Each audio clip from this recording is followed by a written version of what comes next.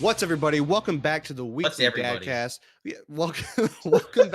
Welcome back, everybody, to the weekly DADCast. Got a lot of really cool stuff to talk about today. But first, I have to introduce my guests, these titans of gaming and anime. Returning once again, the scourge of Kino smugness. This man can kill you with a single flex of his anime watch list.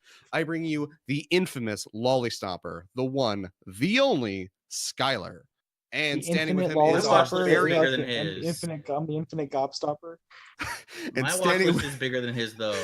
And standing with him is our very own villain in training, a man whose heart beats to the cries of the innocent, power surging through his constant bitter glare at me. I'm talking, of course, about the master of Melee, Claude. Wait, Good afternoon, everybody. What of Melee? You're the master of Melee.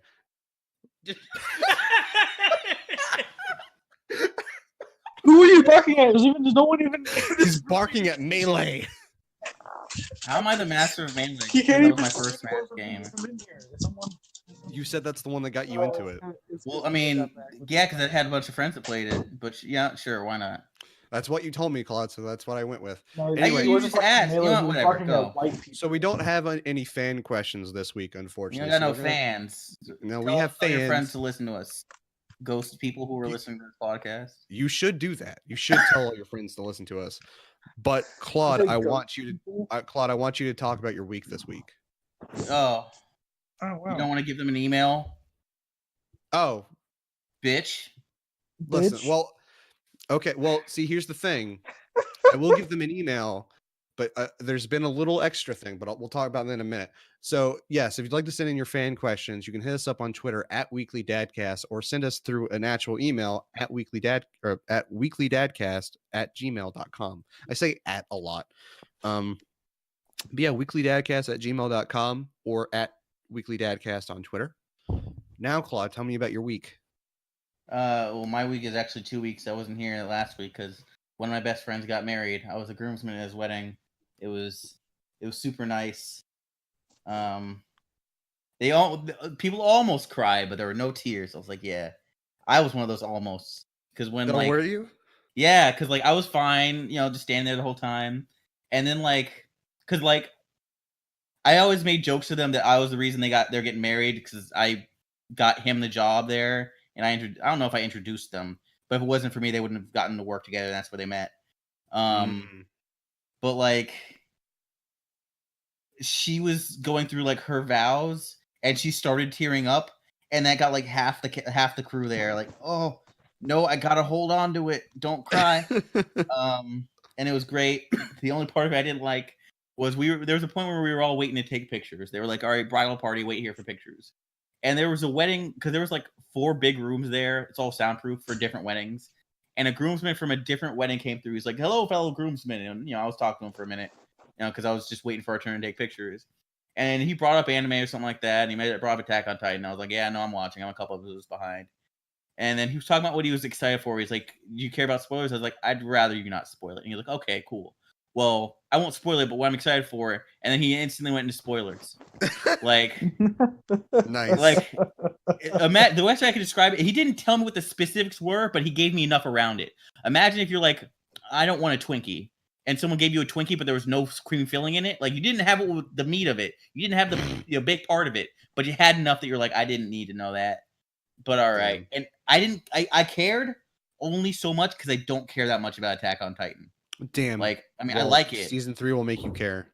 Huh? Season 3 will make you care. James, I'm caught up. Oh.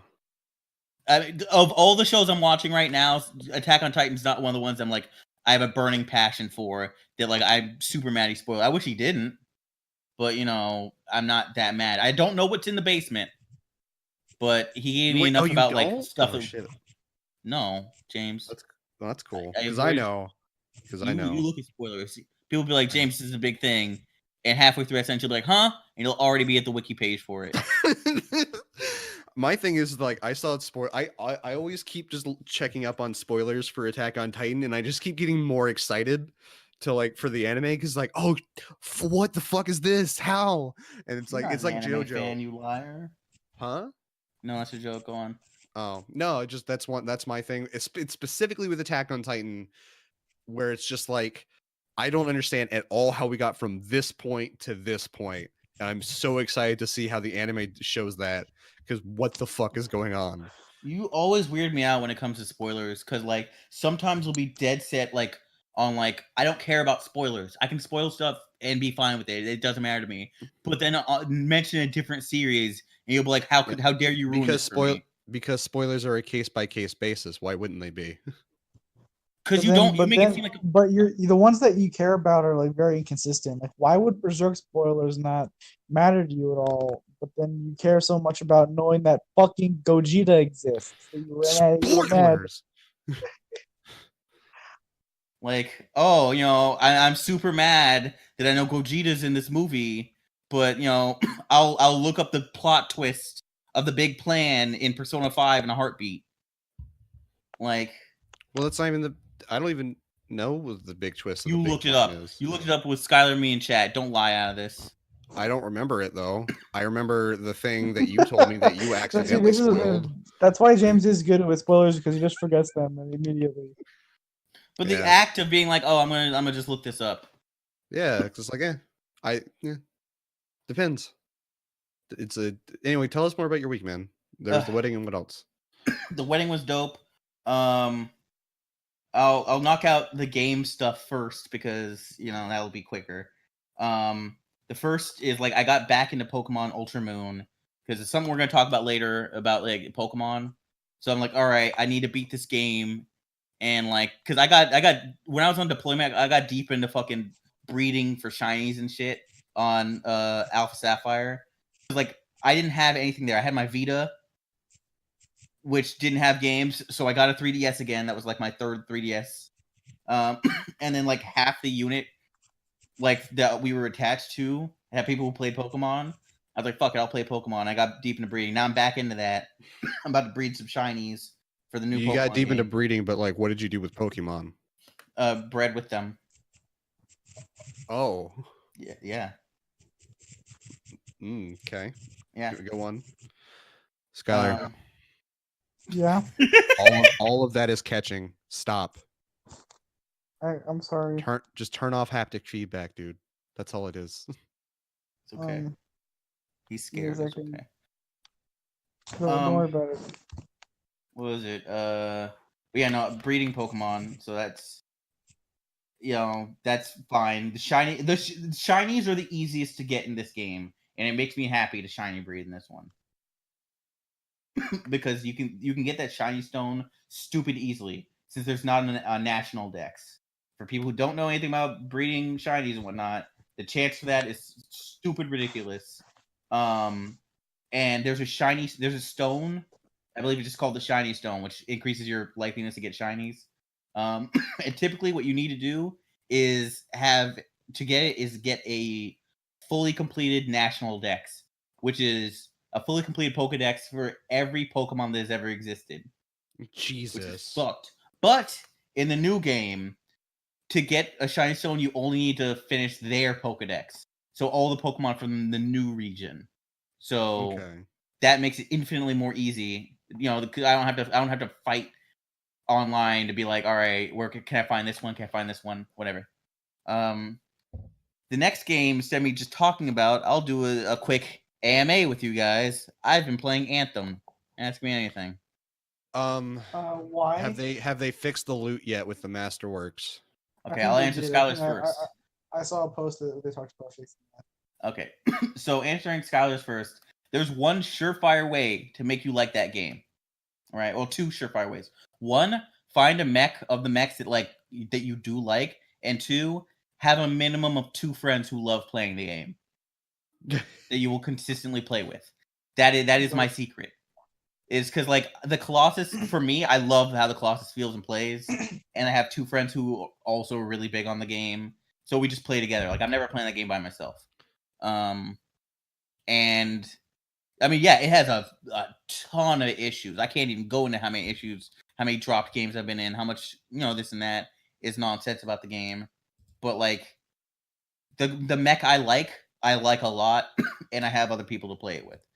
The masterwork issue you were talking about, James, is it just like what is it specifically? You will literally get masterworks that are this does this for 0% with a maximum of 0%.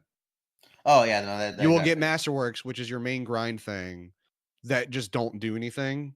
And they recently talked about that's one of the first things they're going to be fixing with an upcoming patch. And I want to know if they had fixed that yet. I believe so, because I only started getting masterworks on like Wednesday, and I know there've been a couple patches. I've checked most of the patch notes. I haven't seen anything like that, but of all the masterworks I've gotten, I have not seen a single issue. Okay. Any other questions on it? Why not just play Warframe? Because my friends wanted to play Anthem, and I was like, okay. Why not just play Apex Legends instead? Because I don't want to do a battle royale. But you can play that with 2 friends, and it's a fun game, and it's just Titanfall. Right. Well, one I haven't played any of the Titanfall games. I played Titanfall 2 for like maybe 10 minutes. That's your first mistake. I don't play shooters like that. Man, that's a multiplayer shooter. Like, granted, it has Titan stuff in it. I want to argue about this fucking game for too long. Tell me how you feel about the loading screens. Yeah, I hate them. I hate them with a strong passion. Did you know they're longer than Sonic 06? I heard you mention that in the last podcast. Yes, those loading did. screens are awful. There's only one loading screen I liked. Because they were like one of the first patches, their day 1 quote unquote patch, when it was actually a day 7 patch, was cutting out some of the loading screens. Like, all right, cool. The coolest one is you getting into your mech between mission or before mission starts, when it's like everything's loading up and then you rising out like you're about to be launched like a Gundam. But that's the loading screen they cut, so you almost never see that.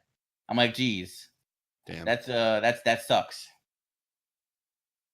But yeah, anything else on that or? Not really. I don't really care about Anthem. You said you're enjoying it. So what are the things you enjoy about it? Honestly, it's just the time I'm playing the game with my friends. Like, yeah, when you guys mentioned Anthem, or not Anthem, when you guys mentioned Apex Legends and Warframe, it is just that is what the group of friends I'm playing with decided that they want to play. And as far as what I like playing the Colossus, like just the big heavy tank, like what you'd expect from that. It feels super good.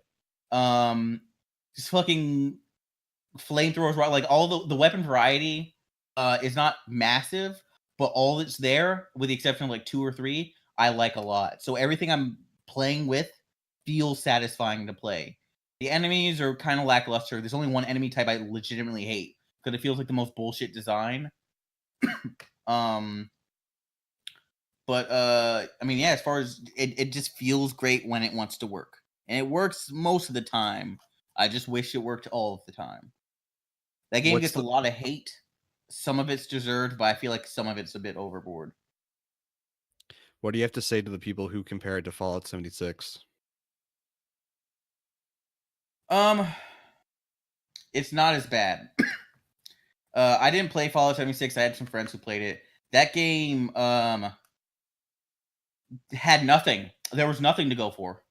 They're like, I think IGN said it best when it's like there's not that much in the end game of Anthem, and they kind of like hold off what's there for too long. Like, I've skipped every dialogue choice. I don't give a shit about the dialogue. I am just in and out of missions constantly. So like when people are complaining about the like lackluster story as one of their big complaints, I skipped that shit. I don't know about the story. I couldn't tell you what nothing is. Apparently there's people who are actually bugs. I didn't know that. I just found it out yesterday when my friend mentioned it.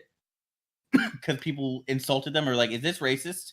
It's like, no, they're bug men. I'm like, what? They're a bunch of bugs swarming inside suits to make themselves look like humans. I was like, so is this just a race of Oogie Boogies? Like, I don't understand what's happening. But like, yeah. So, you know, that's about it for that. It's just what's there that I enjoy a lot. And yeah, it could be far better than it is. They released their 90-day roadmap. And some of it looks pretty interesting, but it's still way too soon to tell. Like, it's one of those games where I don't remember who said it, but I could probably agree with this the most, where it has the potential to be a good game, and it might be a good game after about 4 months, but right now most people should probably wait on it. That's also way too late for a game like this. Well, if it's a game that's being continually updated, like, I get it. Because Destiny had the same issue where Destiny, when it came out, I played it at launch. I fucking hated it when I got to the end game because there was nothing there. But then they put in multiple expansion packs that actually made it pretty worthwhile. Like, Destiny 1, by the end of its lifespan, was a good game. Yeah. It's a shame that Destiny 2 didn't even, like, the way they made that game, it's like the two teams didn't even, like, talk to each other. Because Destiny 2 is being worked on alongside Destiny 1, which is weird. Yeah, it's a 10-year project. Everyone thought it was going to be a 10-year for that one game. False. Yep. Proven false. That's a weird thing with games as a service, is that, like, they're not as long lasting as you think. They can't be. Technology changes too fast. Mm-hmm. You're not gonna be having people on the fucking Xbox 360 playing Destiny 2, or when Destiny 1, when like Xbox One comes out in a year. Yeah. Well, I mean, there are ways you could do it. Like, I don't want to hang on games for too long, but like DC Universe Online is a great example of a game that came out forever ago, and all they've been doing is just been throwing on updates constantly. Like, they made a PS4 version / Xbox One version. I think Xbox One. I don't know if the game's on Xbox. Whatever. They made a console version. Well, I mean, it came out on PC and PlayStation. I just don't know if it was ever on Xbox. I don't think it was. But like that, where it's like that was just that one game, and they've just been throwing updates and updates and updates and updates on it. Like, I think the last one came out was like 27. I don't remember. I haven't touched DC Universe a long time, but I appreciate that they've stuck to it for so long without like slowing down. So next is I watched 3 movies, and I won't go too long into each of them. But the first of the movies I watched was The Boy and the Beast. A Mamoru Hosoda movie. I've seen all of his movies now except for Mirai. Mirai to the Future, or Mirai. No, what is it? Mirai no Mirai. What was it, Skylar? Mirai no Mirai. Yeah, the Japanese title is Mirai no Mirai, which just means Mirai from the future. Okay. So yeah, the movie I was missing of his that I watched before was The Boy and the Beast. Super, super good. I can confirm it has a good dub, because that's usually the thing for me. I'm always willing to try out dubs for movies unless there's something specific I love about the cast for a sub. That's I don't know where I'd place that one. I like it a bit more than Wolf Children, but only a bit more, because Wolf Children's a very good family movie. This one, still a good family movie, but like the characters are kind of jerks, so it's pretty great. Like the big scene in like towards the end, where there's a fight going on, and a character comes back who's basically like the bear dude's like son. Like you could see like the two of them on the cover. And he's like, oh, he's coming back to cheer him on. He's like, get up, you idiot. You're going to fucking lose. And everyone's like, are you really berating him right now? But that's how they talk, and that's how they're cool with each other. And there's a moment at the end that they just kind of sells the whole movie. It's like, wow, they're doing it. This is fantastic. So yeah, The Boy and the Beast is great. Next is Children Who Chase Lost Voices. Once again, I'm not big on... Huh? Yeah, you mentioned you watched this the other day. Yeah, made by the same dude who made Your Name. I don't remember his name. Shinkai. There you go. This is one he did a few years beforehand. Yeah, it's older. I think it's before it. I think it's like after Hoshi no Koi and before 5 centimeters per second. If I remember correctly. I think it's after 5. Let me actually check. I think it's afterwards. But I'm not positive. Fuck you. I don't know if you want to fact check that while I'm explaining. I'll do it right now. Yeah, you talk about it. Fact checks. Yeah, it's a very good movie about like just the theme of like death and moving on. Like when someone you know dies, I'm not gonna say it's as wholesome, because there's some fuck shit that happens in there. It is after 5 seconds per second. It was after? Okay. Yeah, but it's before Garden of Woods. I still need to see Garden of Words. The only thing about that, like, apparently there's a lot of weird foot scenes in that movie. Well, it's just the guy in it. He's an The artist. He shoemaker. draws. Was he a What? shoemaker, or does he just was he an artist? I thought he No, was he's a shoemaker. student, and he just draws. He likes to Okay. draw feet. That's his thing. It's like when Okay. people like there's people like to draw parts of the anatomy. It's like a common artistic thing. He just draws feet. That's his thing. All right. Well, James, you should watch that movie. Yeah.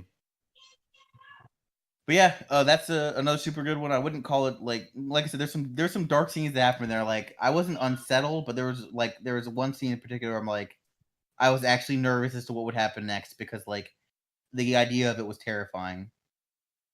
And then the last movie I saw was Lou Over the Wall, which is a movie that came out last year, made by Masaaki Yuasa. And what going into it, because I'd seen like one trailer, I thought it was just gonna be like, is this just Ponyo? I don't know anything about Ponyo, but I've heard like people talk about that, but those people are idiots. Because and I looked up some stuff afterwards, and then I saw the comments being like, "What are you talking about? This is nothing like Ponyo." Yeah, it's not like Ponyo really at all. I guess like the only thing is like they were like, "Hey, Masaaki Yuasa is making like a Ghibli-ish film, and you know, there's a mermaid girl who can do stuff, make her look like a human." So it's that. No, it's false. That movie's super good. It has some of the greatest scenes, like as far as like just changing of art styles. Like that I love. Like there's a couple scenes usually with the grandpa where something's happening and you see him in this like I can't even describe what the art style is like, but it transitions to from that back to like the normal art style of the movie's in. And even though they're so different, it transitions super seamlessly. Like I'm shocked by that. This man's a visionary genius. I'm so happy that he's getting more popular. Because that's something I'm not sure if you saw it in his interviews, where he mentioned like, yeah, I love that my movies are critically like acclaimed and people love them, but like Really wish they're people not. would see that movie. They don't make that much financially, and I really wish I had money. Really got to eat to be this artist thing.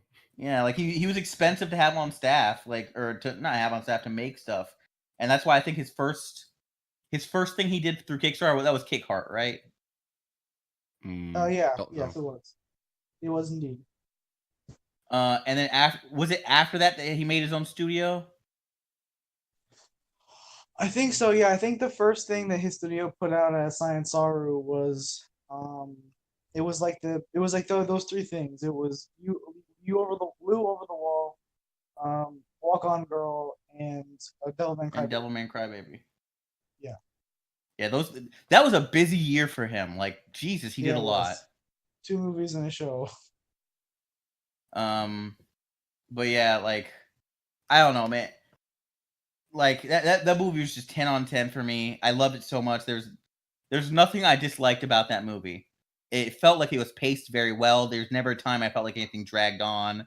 The characters, there's only a couple times there was a character where a character did something where I was like, I'm not big on this. Like Grandma Octopus. You remember when that dude came back? Yeah. And he's like, "Come with me." And then her first question was like, why has this been so long and I'm just now seeing you? I was like, that's a good question. And he didn't give you an answer. Damn. And then I don't want to spoil anything, but that movie is super fucking charming, and it has. I wish the soundtrack was available. I could not find the OST anywhere, and it makes me sad. What'd you say this movie was again? Man and the Beast? What? No, No, The Boy and the Lou Beast Over is a the different Wall. movie. This is Lou Over the Wall. Lou Over the Wall. Okay. I can't think. All right, you can tell me, Skylar. Can you think of a single animated movie that you like the transition from the movie to the title screen as much as that one? That's a good question. It's really good in Lou Over the Wall. Like, I'll send it to because I'd imagine Skylar's Week's gonna be next. I'll send it to you, James. Just the intro to the Yeah, please do. I always feel bad that I'm never able to really participate in these conversations because like I have no fucking clue about. Watch more anime. Be a weeb. I man, it's hard. It's hard with this job, but you know, with this job, he's calling you out Claude. Wait, He what? is. I'm calling him out? What am I doing? Because he also has a job. Well, yeah, but no, Claude has a job, but like Claude, I don't know what exactly what Claude's job entails, but like he's got like it sounds like he's got like a lot more time than I do, at least, because like mine's a strict 9 to 5. I wake up at 7, I get home at like 5:30, and then at that point I just want to like either sleep or do what I've been doing all week. My And job stuff shifts because a lot of it's paperwork related, and I went same. from full time to part time Uh, after I started school, so that opened up a lot of my time. I got you. I'm right in between. I'm technically part time, but you know, I do about 37 and a half hours a week. Um, but it would be less if I didn't have to take off 30. It would be more rather if I didn't have to take off 30 minutes from my break every time, even though I'm technically working through that lunch. Mm-hmm. Uh, um, but it's going to be even harder now. I'm not going to have any time for anything because next week I'll get into that for my week. I'm sorry. Please continue. Oh, I mean, that was basically the end of mine. I'm sending it to you right now. It's Mhm. only 2 minutes, so you can listen to it when Skylar starts talking about his 7 movies. Yeah, So, fucking 7 movies. so yeah, that's the end of my week. All right, Skylar, Go tell us watch about Lou your Over the 9 Wall. movies. Yeah, Lou Over the Wall, and what was the other movie? Oh, I and the watched 3: Beast. Lou Over the Wall, The Children Who Chase Lost Voices, and The Boy and the Beast. Right. All of them are good. All of them I highly recommend. Gotcha. All right, Skylar, come on, tell us about your movies. Yeah. So for my week, I had a friend of mine visit from Rhode Island because he has nowhere to live over summer. So Was his name Peter? His name is Mike. I Oh, let him live in my house for. Yeah, and you last cuddled whole in week. bed with him. Yeah, no, it wasn't. We I didn't saw cuddle. it. We didn't cuddle. That's a lie. What did you guys? Wait, I thought he was in Japan. Like when you talked to me about him before, I thought you mentioned he did something in Japan. Or is that someone else? That's probably someone else. Mike is from Rhode Island, and he was He's a born in teacher? St. Thomas. What? He's a teacher. No, he's what? No, he's in school. Okay, for That's some reason I thought you mentioned there Will- was a dude who was a teacher. There is I'm a guy getting that's a people mixed teacher, up, I but guess. you're like combining every single person I told you about from your best friend server together into one I person. guess. Yeah. So he came over to visit. He's a film student, so I made him bring a bunch of his movies with him so I could watch some shit I hadn't had a chance to see. So yeah, so that's basically what we did the whole time he was over. So the first thing we saw a movie called Tampopo. It's a Japanese movie from the 80s, maybe early 90s. I can't remember. And it is basically a western, but instead of like a western where you gotta save people, gotta fight the things. Instead, it was, I'm gonna teach you how to make ramen good. You wanna Jesus. you wanna make some ramen? Here's some ramen. And it's this very like, it's I say it's one of those things where you technically have to describe it as an art film, but it's like a comedy, a western thing about people making ramen, and the movie's kind of structured in this interesting way, where it's like supposed to be made like literally the structure of the movie is supposed to emulate how you eat ramen. So the movie opens and it's this scene of I forgot the actor's name. I think it might be Ken Watanabe because he's in it, but I can't remember if it's him or not. And it's like this gangster like talking directly to the audience, like, "Hey, how's it going? What are you eating? You eating some good shit? By the way, don't be a fucking dickhead during the movie, or else I will like actually kill you." Literally, the movie opens with a character in the movie telling you not to chew loudly while watching the movie because it's rude. Wow. Okay. Yeah. And then so the movie is you have this main storyline of like this trucker who's helping this woman whose husband died, and she's trying to run her husband's old ramen shop. I'll teach her how to make ramen well because she sucks and her ramen is bad. And then you have these other side plots that have nothing at all to do with the main plot, that are kind of sprinkled in here and there. And they're all related to food. They're all like connected to food. But they have nothing to do with the main storyline. And so it's supposed to be like, when you're eating ramen, the main dish is the broth, and everything else is like something separate. When you eat it with chopsticks, you have to take it out of the broth and eat it. So it's like a side course almost. So you have all these other things that are like peppered in for flavor, basically, like the gangster storyline and the fucking like woman who's dying of sickness, and then she like gets up to make dinner for her family, like right before she dies, things like that. So that's I mean it's really good. It's a very simple movie to talk about. It's being shot very well. It's really fun. I highly recommend it, especially if you like food, because it's like a movie. It's a big love letter to just food in general. And then after that, we watched F for Fake, which is a movie by Orson Welles. It is the last movie he ever directed, and it's fucking crazy. So basically, it was the story of this movie is actually super interesting to me. So basically, there was this guy, I forget his name. He's like French. He was making a documentary, filming a documentary about this painter and his relationship with this other guy. So basically, there's this painter. His name is Elmir. He was from Spain, I think, but he moved to live in Ibiza. No, he's Hungarian. He moved to live in Ibiza, which is like an island off of Spain. And it has like this weird thing where there's no one has legal jurisdiction over it. So it's kind of like, it was like this weird like legal middle ground, especially in like the time it was being filmed. And he was very famous at the time for being a art forger, and he would create like fake paintings of a bunch of different people, like Modigliani, fucking Picasso, fucking Monet, whatever, and he would emulate their style, and he would then sell them to collections via like fences and shit, and they would be like, "Oh, I'll take it for X amount of dollars," because he could like a chameleon perfectly emulate styles of other painters.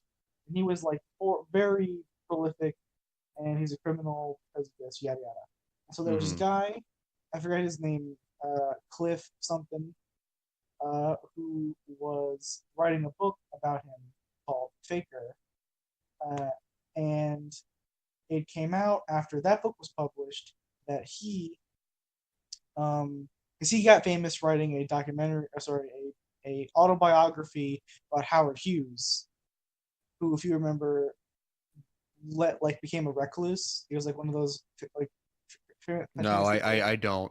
Oh, so Howard Hughes is a Hollywood in person who basically retreated from society, and it was very famous. He used to live in Las Vegas, and no one knew what he was doing or what he looked like or what his how he had his money or what was happening. He was just like this figurehead of like a really powerful organization in Hollywood and in Las Vegas, and he just lived in his apartment and never left. So it was a whole like popular speculation about who he was and what he was like, yada yada. So he got really famous by writing an autobiography about this person that came out to be false. And Howard Hughes came out of hiding, sort of, by calling into a news show and talking to them over the phone about saying that this is bullshit, this is completely untrue, this person made it all up. So that he was a huge hoax.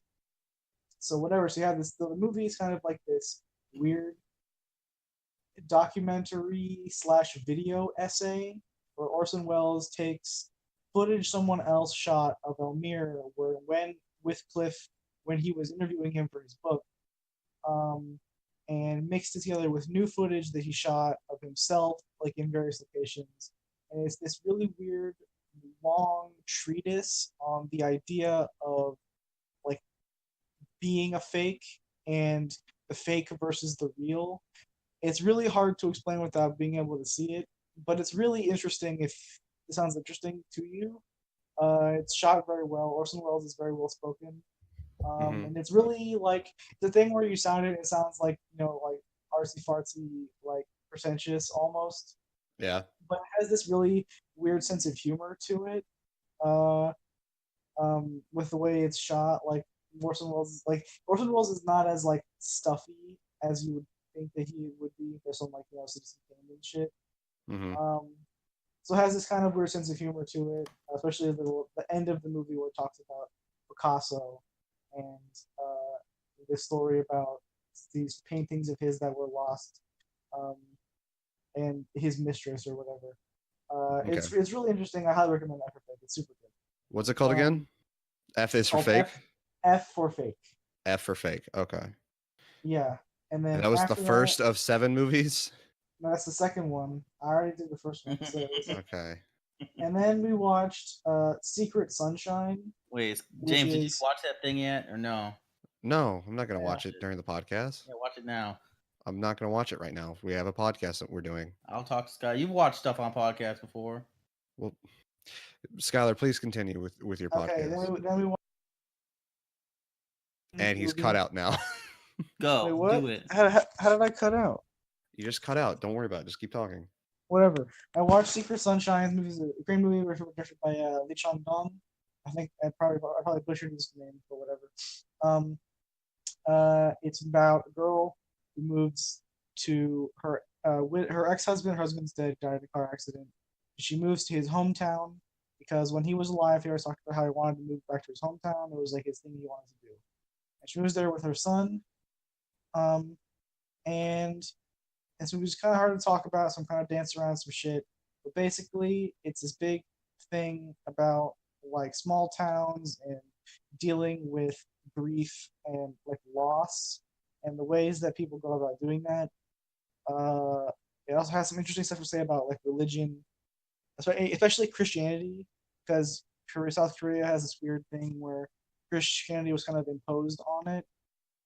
So you have like an interesting look at like the way like South Korea views Christianity. So that's really good. It's directed very well. It's shot very well. The main actress is fantastic. It's one of the like most like emotional performances I've ever seen in anything. So that's very good. And after that, I wish I showed him Liz in the Bluebird because my Blu-ray came in. So I talked about that already on the podcast, so that's fine. And then on the last day he was here, we watched In the Mood for Love, which is a movie by Wong Kar-wai, a Hong Kong director. And that's a movie. It's about this couple of people. Well, they aren't a couple. They're both married to other people, and they meet via work, basically. And they are both talking about how they're both eventually learn that what they have in common is that they know that both of their spouses are cheating on them. Is they just know that like the girl's husband is cheating on him, and his wife is cheating on him, and they're aware of this fact, and they're like going to each other as like a coping mechanism to like talk about their experience and like how to figure out how to deal with this problem in their lives, basically. And it's kind of framed around this like time period in Hong Kong in the 60s when it was being like taken over by Britain, basically. And so that's incredibly well shot. Soundtrack is amazing, and that's basically what it is. Like, I don't have much more like deep things about it. Like, it's like just a really well written character drama about these two people that have the same thing in common. It's very, very good. I recommend seeing that. Also, and the last thing that I saw, which I saw last night. I'm sorry, actually, no, I lied. Two more. I watched something else too. I saw Mandy, the Nicolas Cage movie. Who's in it? Is that the? All right, finally, something I can talk about that's interesting. Yeah, Mandy looks fucking sick. Yeah, I saw Mandy. Mandy's really good. Directed by an Italian director. I forget his name. I feel bad. Is that the Nick Cage movie? Yes. Yeah, Nick Cage. With where he has a chainsaw. Yeah, no, he actually has a lot of things. He has the chainsaw for one scene. Most of the movie, he has a fucking like dank battle axe. Yeah, battle axe. That's what it is. It's fucking red. This movie, yeah, it's just like a revenge movie, but it's like shot like if it's basically what if an entire movie was the Turbo Killer music video, if you've seen that. And it's shot super well. Some really great performances, especially from the villain, and just aesthetically, it's so on point. The visuals, the effects, the music, it's incredible to look at. And the story is like generally pretty simple. It's very fun. It's a very fun, like trippy as fuck, like action revenge movie. and the soundtrack is so good. I've been listening to it for the past couple of days. It's really good.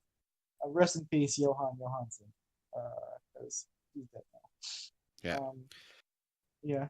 The last thing that I saw last night, I saw another Lee Chong-dong film called Burning.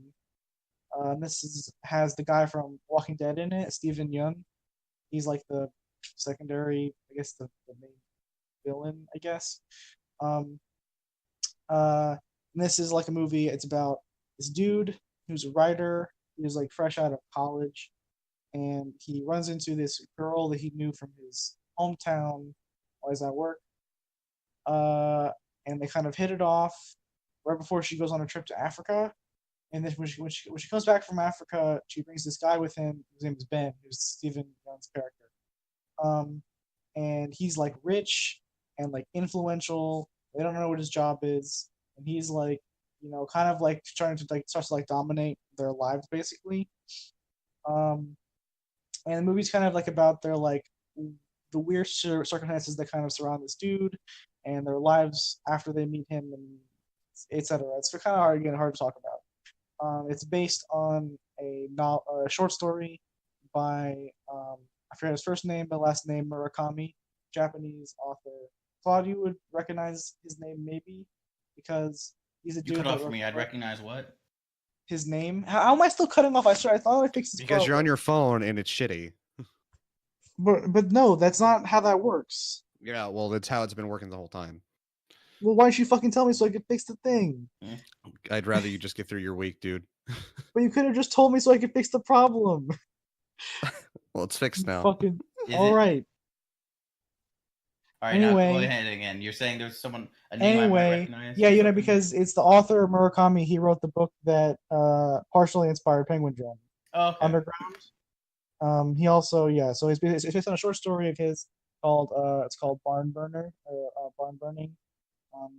Because the main villain Steven Yeun has this monologue. He talks about how he likes to burn down greenhouses.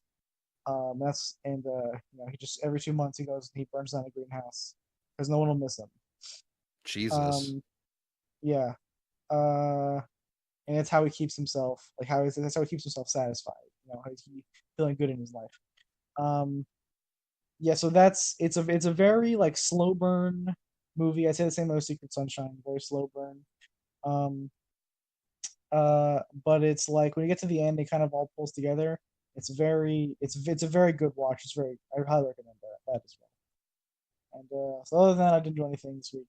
But those are all things I highly recommend. All of them. They're all great. Awesome. Just give me a lightning quick. What were all those movies called again? Okay, I'm gonna rank them in order of how much I like them. Don't do that. Give me the names. Man, let man do his list. So first one, top recommend is F for Fake. After that is Liz and the Bluebird, because fuck you, I would never see that movie, bitch.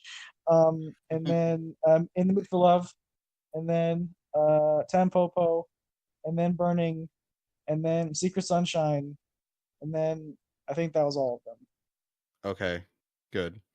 Yeah. My week was so I've been mostly working, and then I mentioned this on the last podcast, but you guys weren't there. But you guys know I got my new job, my new 9 to 5, my grind, and that's been going well. Nigga, you spend half the day drawing racist ass Japanese cartoons, giving them the big buck teeth. Look, okay, I had to make fun of Futaba. Those are nerd teeth. You have to fucking lie. You can't. They're nerd teeth. They're dork teeth. You can't hide your racism behind me, James. Where do you think the nerd teeth came from, huh? Everyone thinks that Asians are math nerds, and so it just naturally transitioned onto the being nerd teeth. Its origins are. I don't know about that.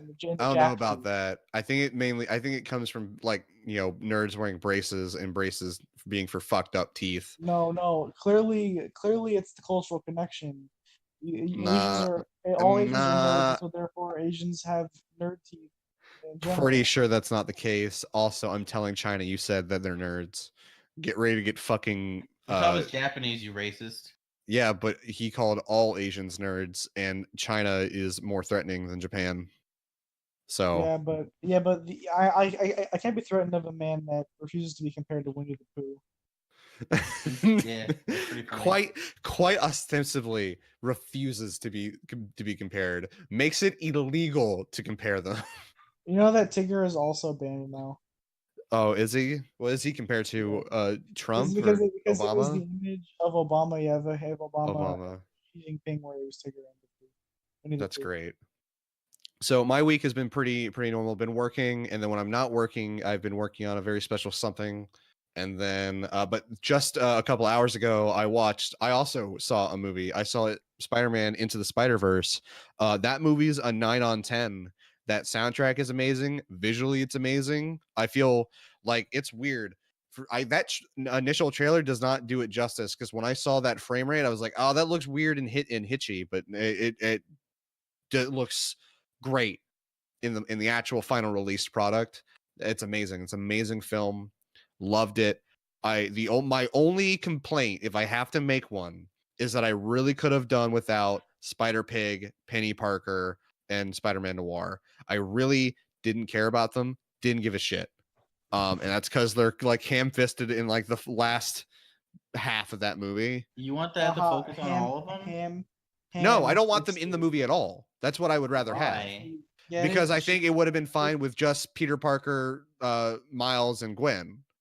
They're the ones who have all the interactions anyway. You barely have the other three in there.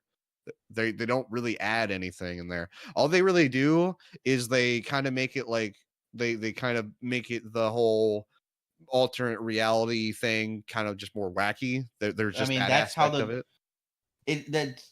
It's toned down same way as the Civil War movie happened, but that's just it's the same thing that happened in the comic. It's just toned down. It's like there were like 30 Spider-Men. I know in the original one, and I'm we aware. got 6 here, so like that. I feel like that's fine.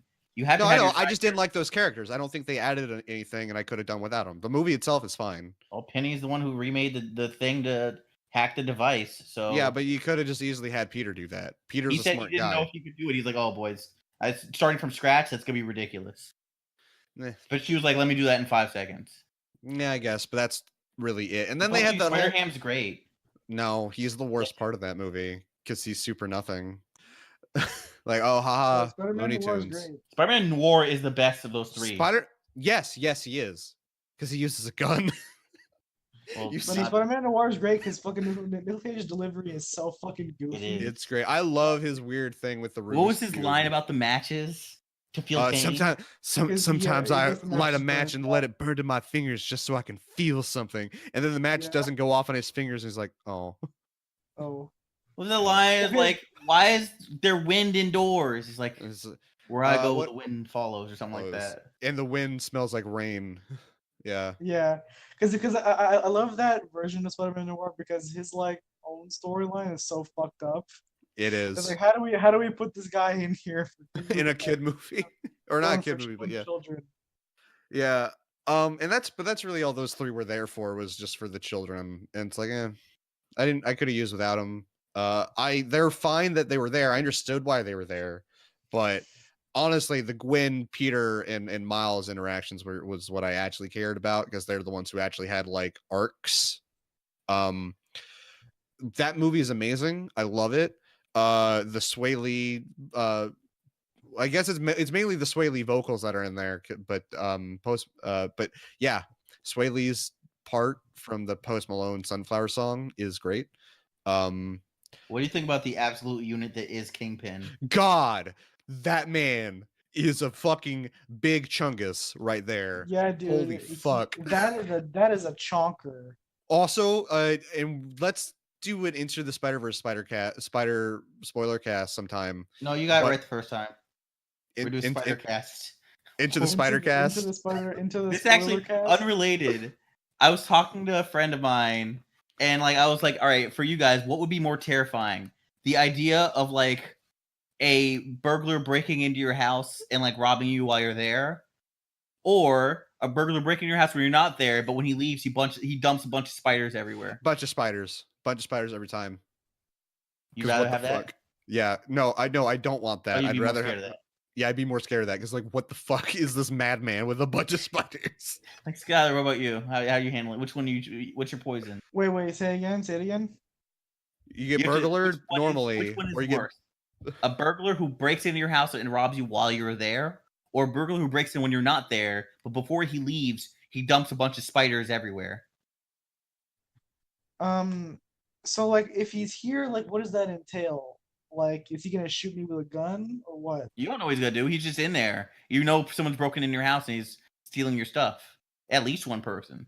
But in the other scenario, you know, you never well, got to deal if with I'm the burglar. here, I'd rather it be when I'm in the house, and I could call the police. I could hit him with my baseball bat. I could see what he takes, and I could, if he tries the spider trick, I could give him, shoot him with my gun. You have a gun? You don't have a gun. I know, I don't have a gun. There's no Okay, gun. there you go. Well, guess what he has? Spiders. He's gonna be like Dale Gribble. Hit you with some pocket spiders.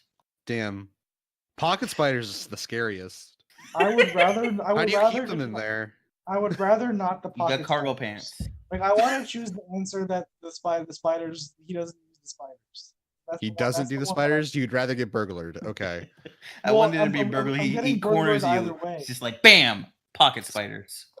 I'm getting burgled either way. I want to choose the one where the spiders are not a problem. Okay, back onto my week because Spider-Verse. Your week Prowler- involved you getting burgled by a Spider-Man. Prowler theme, best song. Best song in yeah, the movie. it's That was great. What's it great. called? What's Up, Danger? It sounds I- great. Yeah. Is that what it's called? That's great. Yeah. Miles as a character, great. Loved it. Loved his new suit and how he just graffitis. I love the graffiti. You know I know you said you loved him, but you do know he's half Hispanic, right? Yeah, I know. Yeah, no, I know. They make it. I know.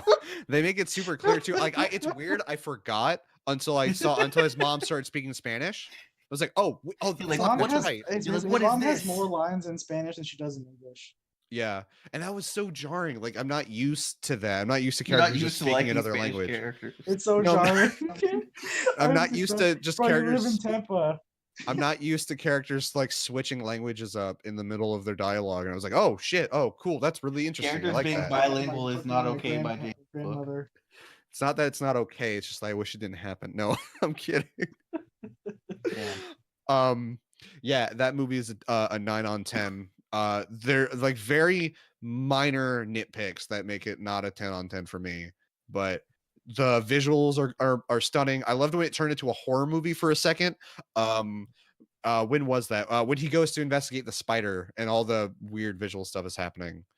I don't know if I call it a horror movie, but it did. No, it it's was just like tense.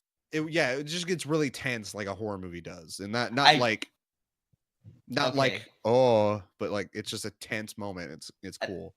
I think one of my favorites is because it's like you see it in every Spider-Man movie where he gets bit and he's like, and he flings it off. But Yeah, this he one's smacks like it. multiple shots of him like getting bit, and it's Yeah. just like a quick.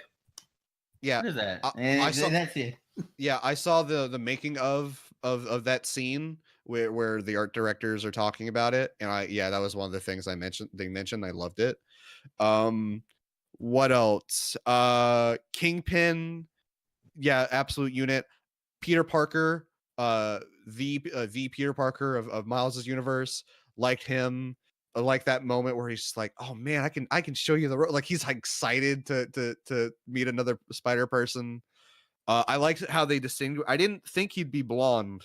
I like that how they distinguish between him and the other Peter. So that's Well, cool. one was fat, so Well, yeah, but I mean, like that was just whatever. Anyway,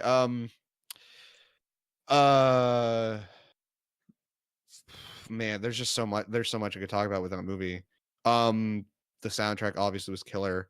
I loved the comic dot dithering effect they have over the whole thing, to give it that like it's straight off of a printed comic book page. You see it especially a lot in the shading on characters. I liked. you watched the credits, right? Yeah, no, yeah, I saw the scene. I saw the end credit scene. Don't worry. Well, I meant That like, just one- the credits themselves, not even the end credit scene. Like the 99 Spider-Man sitting in front of the like 99 different pictures of Spider-Man. No, I didn't see that. I What? just skipped straight. How did I you skipped. see? I skipped Oh, straight to no. the end credit scene because I knew there was an end credit scene. No, man, I the credits on that movie are fantastic. Oh, Skylar, I didn't know that. Nobody told me. I just assumed they were like credits, and then there's the end credit scene. Fuck, I'll have to go back and look at that. Skylar, Spider-Man Battle Royale. Skylar's doing his Skylar thing. I'm gonna talk more about. Wait, what am I doing? Oh, I'm not doing anything. No, Yeah, I was exactly. asking because he said he skipped the credits for Into the Spider-Verse to go straight to the after credit scene. I was like, no, those credits are fantastic. The credits were fantastic. I didn't know that. Nobody ever mentioned them, so I was like, oh, Yeah, just. we all did. We all talked about how the credit sequence was great. When did you talk about that? Was when I the even movie there? came out and we all saw it? Well, I didn't see it, so maybe I wasn't paying attention. Well, you're saying no one. We all talked about. We all marked out about it in chat, both in text, or both in just the but maybe I didn't see it. VC. But maybe I didn't see it. Anyway, what else was there with that movie? Miles as a character is great. I liked Gwen. I liked how he met Gwen and that first interaction with the hair. I like how the haircut comes into play. How they give her the haircut. That's stupid. I loved it. I liked the part with Doc Ock. I like her introduction. I wasn't expecting that. For some reason, I just assumed I didn't even know Doc Ock was going to be in the movie. I thought you were going to say I didn't know women could be doctors. I legitimately thought you were going to say that. No, but Peter says that. Not says it, but he implies it. Remember when Miles goes, "Oh, that lady's the head scientist," and he's like, "Step 5, rejudge my own personal biases," and then he goes forward and is like, "Oh, that's funny." That's real funny. Yeah, no, just everything about that movie is just so great. When I saw that YouTube, the Marvel or Sony Pictures YouTube channel released the first 9 minutes as like a teaser for you to watch on for free on YouTube, I was like, yeah, okay, well now I have to go see this movie. So I went and saw it. You saw that because that was free, but you still didn't see Black Panther when that was free for the first week. Yeah, well, I didn't have time to go to a theater. I had a 9 to 5 to go to. No, you didn't. Yeah, you didn't get that job till later. No, I'm pretty sure I got that. That was the first week of February. You got your job like 3 weeks ago. What was I doing in the first week of February? Anyway, I won't remember. It's not important. Anyway, I remember you weren't doing shit because we said you had the time and you still wouldn't watch a free movie because there's too many black people. I remember that conversation. That's not a conversation we had. That is. The group discussed it and you didn't dispute it. And guess what? Your ass still didn't see the movie. I was right. Oh God. Drawing racist imagery characters now reviewing. Anyway, more importantly than whatever fake bullshit. No, more important than you trying to shame me for nothing is I've been working for the past 2 weeks, or was it 3 weeks? 2 weeks? 2 on a very special something. And if you're watching the stream right now, which chances are you're probably not, that's fine. I've brought the new official weekly DADcast website, weeklydadcast.com. So for those of you who have been listening to us on Podbean, important announcement: Podbean will no longer be our main platform starting around June. I'll make sure to put something in the description for this episode with the explicit details. From now on, we're going to be posting on weeklydadcast.com for until my Podbean subscription runs out. We'll also be posting on Podbean, but you will have until that closes in order to switch over to the website. And for those of us listening to us through like an RSS reader or iTunes, there is also going to be in the description for this episode and every future episode until the change happens, is fully in effect. There's going to be a link to our new RSS feed for you to listen to. If you're on iTunes, if you're listening to us on iTunes, nothing has changed. Nothing should change for you. You should be all right. But make sure to let me know if something does happen. Great thing about the website is it has every episode that's been released so far ordered properly. You have, if you go to the episodes page, you've got every episode in order of a release date as it has been. You can go into seasons and you can organize episodes by seasons if you want. That we've got stuff for season 0, the After Darks, the season 1, and now season 2 that we're in. If you go to our media page, we've got a link to our Patreon. If you want to support us with $1, we've got a form on there for you to send us your fan questions. If you don't want to send us a direct email or whatever, or if you don't know how, if you're a weird person, I don't know. We've got if you scroll down the main page, you'll see we actually have a embed to the official DADCast Twitter and the DADCast Twitch account where you can watch streams. At the very bottom, we've got the Twitch, we've got the iTunes podcast, the Twitter, the YouTube channel. I made an Instagram account because fuck you, we got to get that social feed in there. And then there's another link to the email. We've got everything. This is going to be the one-stop shop for all things Weekly Dadcast, and I'm so happy that we finally have a platform for all of this, because Podbean was great. Podbean is super fun. It was nice. It was better than what we had before with Castbox.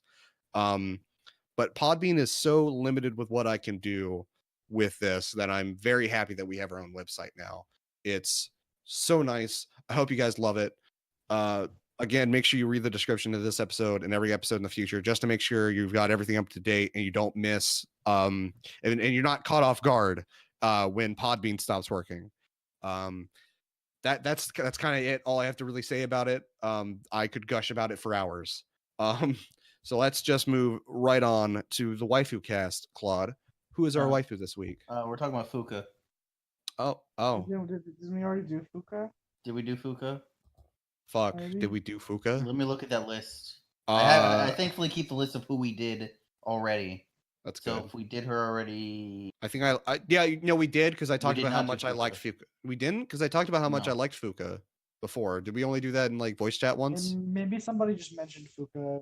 Maybe. There have been times where we did like Waifucast for other characters, and someone else would come up, but they didn't have a Waifucast.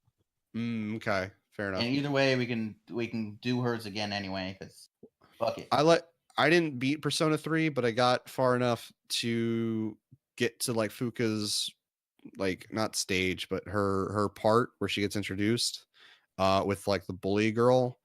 I like Fuka. I think she's cute. I don't know why people keep complaining about her voice. I think it's fine.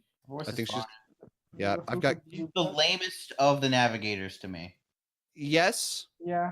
But I like her. I think I like her design. I like her expressions. Her personality is kind of just my thing, I guess. And that, like, she's just really shy. She's kind of forgettable.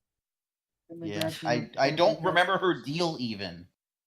She got bullied. Everyone gets bullied. She's really not you. Everyone in that game is having a bad time. It's just bad times of the game. Have a bad time with your coworkers. Is anyone in P3 happy? Is it just Junpei? And even then, it depends. It depends. Let's see. The couple seem pretty happy. The old couple, they seem kind of happy. The one who do the bookstore, or is that P4 I'm thinking about? No, that's the couple at the bookstore. Yeah, that's P3. I don't know. It seems like pretty all right. They seem happy. I don't know. I really have. I don't have much to say about Fuka. I just think I don't remember anything about Fuka. The more I think about it, the less all I I remember. is the Fuka Bazooka. What the fuck did Fuka do? That's a navigator. She was your navigator. She was your navigator. I already said navigator before. What did she do? I don't remember either. Like, I don't remember her agency to the story. Like, if you ask me about like Rise, I could tell you a good bit about Rise or Futaba. I can't remember nothing. I mean, maybe it's because I only played that game once. Because I played P4 twice and P5 twice. I don't know. Oh, no, I'm gonna say Fuka's not viable because I don't remember anything about her. I'm gonna say she's viable because I should have been more memorable, non-viable. I'm gonna say she's viable because she's a sweet pea, and I like her expressions, and I like girls with blue hair. So, yeah. But what's my opinion matter? So apparently she's non-viable. Rip. Yeah. Guys, like when you can, I want to bring that to the docket because I don't care about Mortal Kombat, but I care about that trailer. That's a good ass trailer. I didn't see whatever trailer you're talking about. I just put it in FB chat like 2 seconds ago. Oh yeah, amazing! Johnny Cage is in Mortal Kombat 11. No, but his moves are wise dope. His supers are fucking fantastic, and his win pose is him playing with an action figure of himself. Yeah, I don't know. Just I don't give. Who is this character? Who You he's don't know who fighting Johnny against? No, I know Johnny Cage is. I'm asking the. It was that. That's not Cybot. Who the fuck is this dude that he's fighting against? It's Sector. No, it's not Sector. Sector. It's fucking Cabal. Cabal. There you Okay. go. Yeah, just look at him. He did a fucking double Sonic moonsault. What was that? Moonsault that A whatever. moonsault? Yeah, sure. Why not? Yeah. No, James, I explicitly said his supers are what's cool. Okay. Anyone Bum who's listening to this and being like, "What the fuck are you talking about?" Mortal Kombat 11. They revealed Johnny Cage. Johnny Cage last week. I just didn't pay or this week. Thing is though, is I don't know when his supers happen, so I have to just like he calls it a stunt double. Who does he just call in? Was that Van Damme? No, yeah, he's a movie star. He just calls in someone who works on his crew. Anyway, Yeah. it's at 1:33 is when it starts. Yeah. It's cool. It's good. Okay. And then the yeah, like his fatality is great too. Look at this dude with Dragon Ball base Goku key attacks. Wow, the Emmy just beats him with an Emmy. Yeah, it's amazing. Good. Finish him. All right, what's this finisher look like? Let's see. It's fatality. It's fatality. It's a really strong uppercut, and then cut. Oh, okay. Oh, he's got to keep doing it. He has to do multiple takes because he didn't do it good the first time. That's cute, and then he just puts his whole okay. And then you get to his windscreen, which is like, okay, I like his windscreen a lot. Yeah, I'm playing with an action figure. Yeah. He's doing the little punches. He's such a dork. Yeah. Yeah. Yeah. All right. Like, that's as a man who doesn't care about Mortal Kombat, there's a reason I put that there. It's because I like that. Yeah. Don't forget the Shao Kahn. Yeah, I don't care about that. Yeah, because he always just comes in later. You can always just get him later. I didn't care about it because I like Johnny Cage because he's such a shit and he's so full of himself. Like that's the only reason I care about him. You know what's more important than Johnny Cage? What? Carole and Tuesday. Let's talk about Carole and Tuesday and having an all English soundtrack by American and Euro artists. That's pretty cool. One of the artists is Japanese. Oh, is that okay? That's not okay. Fair enough. Yeah, Carole and Tuesday looks cool. That was the PV just got put out for it. This is Shinichiro Watanabe and Studio Bones'. Oh, I'm sorry. It's the first Japanese anime to have all English vocals. That's the thing. But they're not English vocals for the music and stuff. Okay. Which is that true? No. Didn't Cowboy Bebop had mostly English vocals in it? Yeah, Real Folk Blues was fucking Japanese. The only English words in that were Real Folk Blues. The ED was. Yeah, that's true. So, Nai BRXX is performing as Carole for her vocals, and Selena Ann is performing as Tuesday. So that's pretty cool. Yeah. The PV for this looks gorgeous, by the way. I mention that. Yeah, that's a really good fucking PV. Gotta love that guitar wood grain. Fuck. You gonna watch this one? What determines what anime you check out that's like not like discussed, James? I don't see I'll be honest, there is no real determining factor. It's at a whim. Okay, because like I'll go look for older stuff that like this catches my interest. And I thought about it, was like the only time I really see you like check out an anime if it's like, oh, enough people here talked about, you'll check it out. But except for Level E, that's one that I believe you just checked out on your own. Yeah, that one I don't even remember how I found that. I think that's right. I was looking up stuff. I was looking up something by because Level E is done by the same guy who did Hunter x Hunter and fucking it's made by Tagashi. And I think I just found it. It was like, oh, what's Level E? And I looked it up and it's like, oh, it's got an anime. Fuck it. It's 12 episodes. I'll watch that real quick. That's probably all right. It's decent. I wouldn't recommend it, but it's decent. I like all these character designs. I like this air gun guy with the yellow suit. Looks very fresh. Looks tight. So yeah, the show is premiering on Fuji TV's Plus Ultra programming block on April 10th, and will also be on Netflix in Japan only, unfortunately. So yeah, that's pretty cool. This year's makes the 20th anniversary of Bones and the 10th anniversary of Flying Dog. What is Flying Dog exactly, guys? I think it's music studio. Okay. The one that's providing the voices and stuff for the characters or the singers. Okay. Yeah. But yeah, this looks really cool. I'm very excited for it.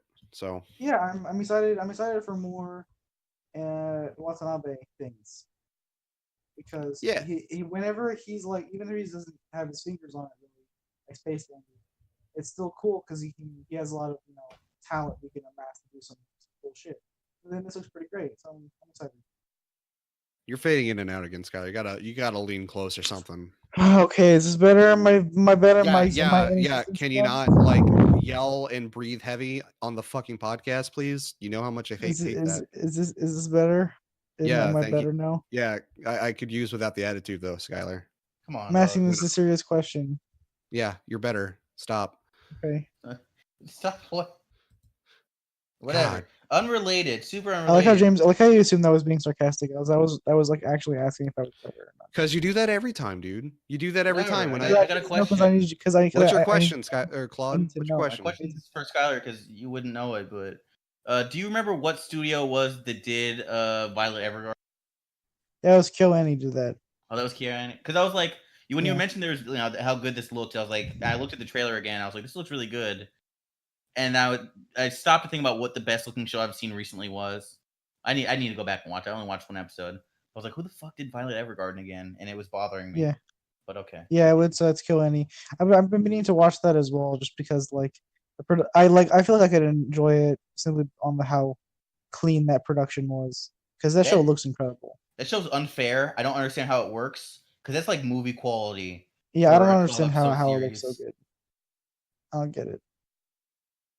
It's some bullshit. Okay. And it's not even the animation quality, it's also like how detailed the character designs are. And it's outrageous. Say it's a mix because some character designs are, they're pretty standard, but it like works for the setting. Like when I saw Violet's hands moving, I was like, this is how much money went into these scenes. Well, yeah, it's like their clothes too. Like it's even like characters that have like simple outfits. The clothes still have lots of detail, like in like the ruffles and the way they move when they walk, and like their eyes and like the way the hair trims their face. The hair is what like gets me the most because there's so much animation into it. I'm like, how did you afford this? Because like Redline almost bankrupted Madhouse. How did you do this for 12 episodes? Yeah, it's fucking crazy. Makes it work, dude. It does. It's because they know how computers work. Still need to watch K-On! Though. K-On's good. Watch K-On! I want to. I promised Lotto I was gonna watch Tiger and Bunny after Monogatari season 2. It's true. Tiger and Bunny's cute. What? Wait, is it? This one about superheroes. James wait, what's the one I'm thinking about with Tigra? Or is that her name? Tigra. Whomst? What? Short orange-haired girl. That's Tsundere. Oh, Taiga? You're talking about Toradora? Taiga from Toradora? I thought you said Tigra. You're talking about fucking El Tigre. Thundercats? We're talking about Thundercats? Yeah. Well, Thundercats did get an anime, so I could be talking about the Thundercats at any time. Oh, that was Chitara, I think. And then it was that is Lino. Chitara. Tigra is not a person in Thundercats. Yeah. Fine, then I'm talking about Manny Rivera as El Tigre. El Tigre? I was gonna lean into Mucha Lucha, but I was like, no, James doesn't like the Spanish. I loved Mucha Lucha. That shit was great. I think I watched all 3 seasons of that. Is it because you empathize with the flea? It's because the flea is me. Yeah. I am the flea, dude. James admits he stinks. It's confirmed. No, I don't stink. I just have fleas. That was the big thing about the flea, that he smelled super bad, and a lot of his moves involve stinking. Well, you know what another big thing is? An original anime was announced, and it's made by the same team who made RE0. By the same team who made RE0. And Resident Evil That's Zero? not how that's pronounced. Resident Evil Zero? They made Resident Evil? Yeah. And RE0, James. Just RE0. Yeah, RE0. And it's called Granbelm. And it's directed by Watanabe. And not Shinichiro Watanabe though. Different Watanabe. Okay, there's too many Watanabes. It's made by Studio Nexus, and it looks very pretty. Who's Studio Nexus? I think don't it's know. I think it's a new studio. I Okay. think it's kind of formed of people that did stuff for ReZero. I didn't even watch Um, ReZero. I don't really I have an interest watched to. 4 episodes of ReZero. It was all right. I wanted to put this on here because ReZero is very popular, and this new Mhm. show is people like it. So I get that's cool, I guess. Yeah. And I the, heard the ReZero was girl in that trailer is literally just Amelia, by the way. uh, There's a girl in that there's the girl in more the of trailer her. that is literally just Amelia, like because it's the same character designer. As far as I know, it's the same director. It's a lot of the same staff are working on this. And the trailer is super simple. It's just like a little bit of like kind of cool like line art with like cool backgrounds, and then like some background art of like a castle or something. And there's the 2 girls, um, and yeah, it looks. I mean, it looks nice. I guess Yeah. people it's exciting for people that like ReZero. I was kind of, you know, it was all right. What I saw of it was all right. I saw like the first arc or whatever of the show. Yeah, but I no interest there. After I heard it was like torture porn almost, I was like, all right, oh, It's not not. porn, but you know what I mean. Maybe it gets more like his suffering gets worse later, but from what I saw, it wasn't that bad. Yeah, I think it was Gigik who he didn't use that term, but he mentioned like it's just like a okay, no, it doesn't stop. Like I've seen like some stuff from later where like it's like characters like arms are getting like torn off and stuff. I'm like, yeah, okay, I could see it going there, but I don't think it was like that bad. Hmm. Maybe I don't know that I didn't see all of it, so maybe it does get really rough later. Anyway, yeah, that's all right. And then there's the next thing, right? Talk about the Japanese Anime Academy Yeah. Awards. Yeah. Gotta love those Japanese Academy prizes. Yeah. So this is interesting. So the things that were nominated this year, if I remember correctly, it was Mirai from the future. It was the new Detective Conan movie. It was Dragon Ball Super Broly. Um, it was like Aki's In, and I think that's it. Maybe I'm forgetting something else. No, yeah, I think that's it. Whatever. Okay. And Mirai no Mirai won this year, which is if you're familiar with this award, this it could not have been an easier read because literally Yeah. every single time Mamoru Hosoda has been nominated for this award, he's won. All Damn. of his films have won this award. It's almost like he makes nothing but good movies. Yeah, but also this Academy just really likes him a lot. That's why I kind of want to talk about this because it's interesting. That fact is interesting to me.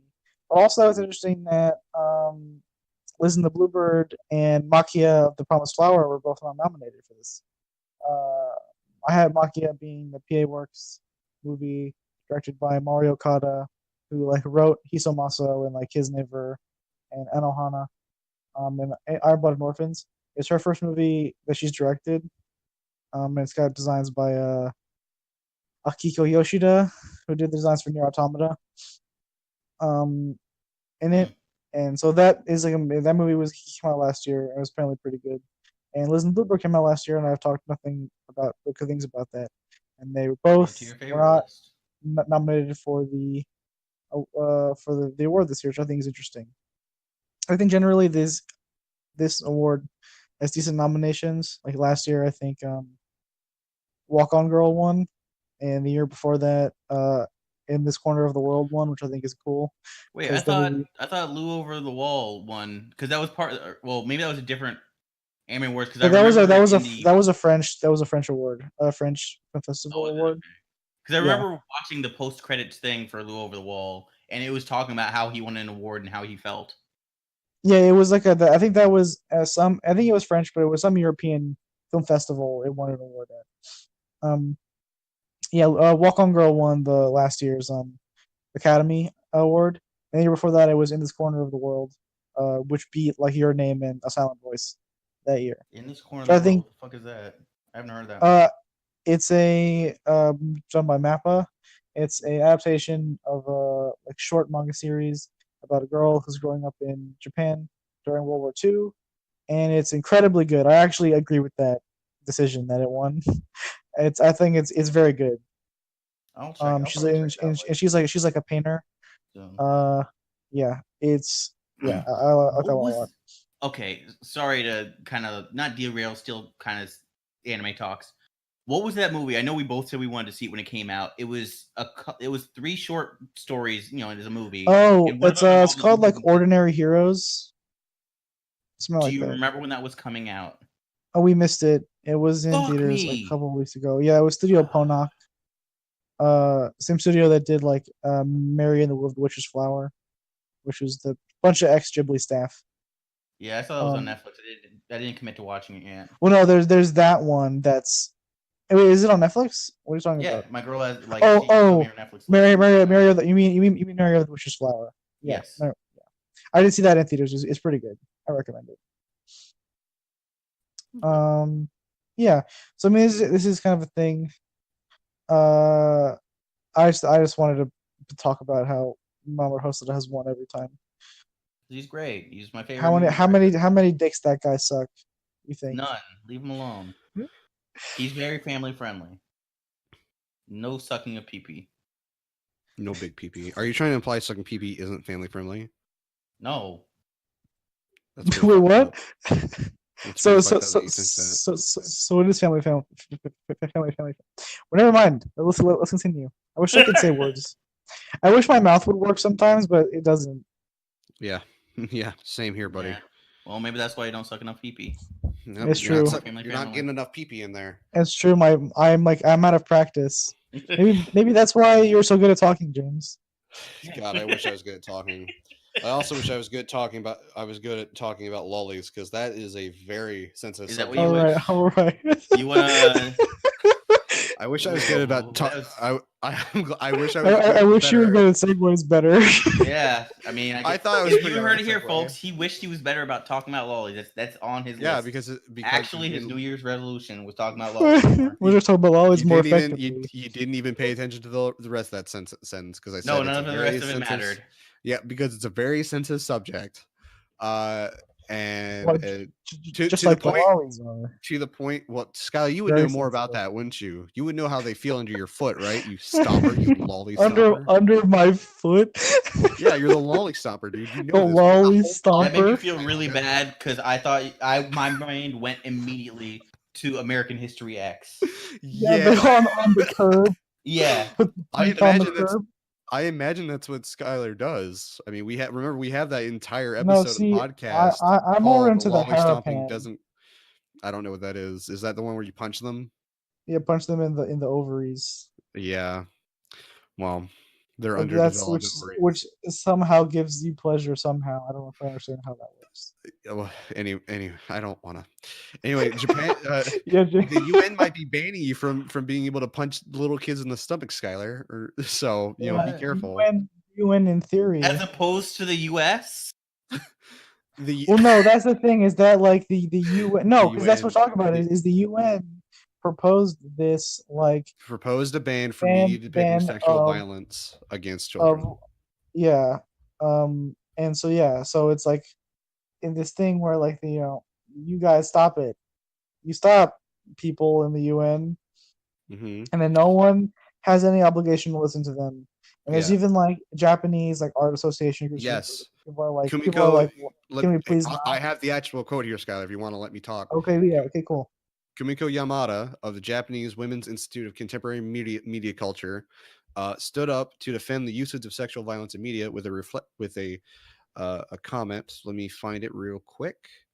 Where is it? Yeah, no, I do. It's in this article. It's a big long quote. Yeah, I'm reading it. This was translated by Ryan of the Stars over on Reddit. So the quote is: "The so-called sexual violence in manga and video games is a made-up thing, and as such does not threaten the rights of actual people. Therefore, it is meaningless in protecting the rights of women."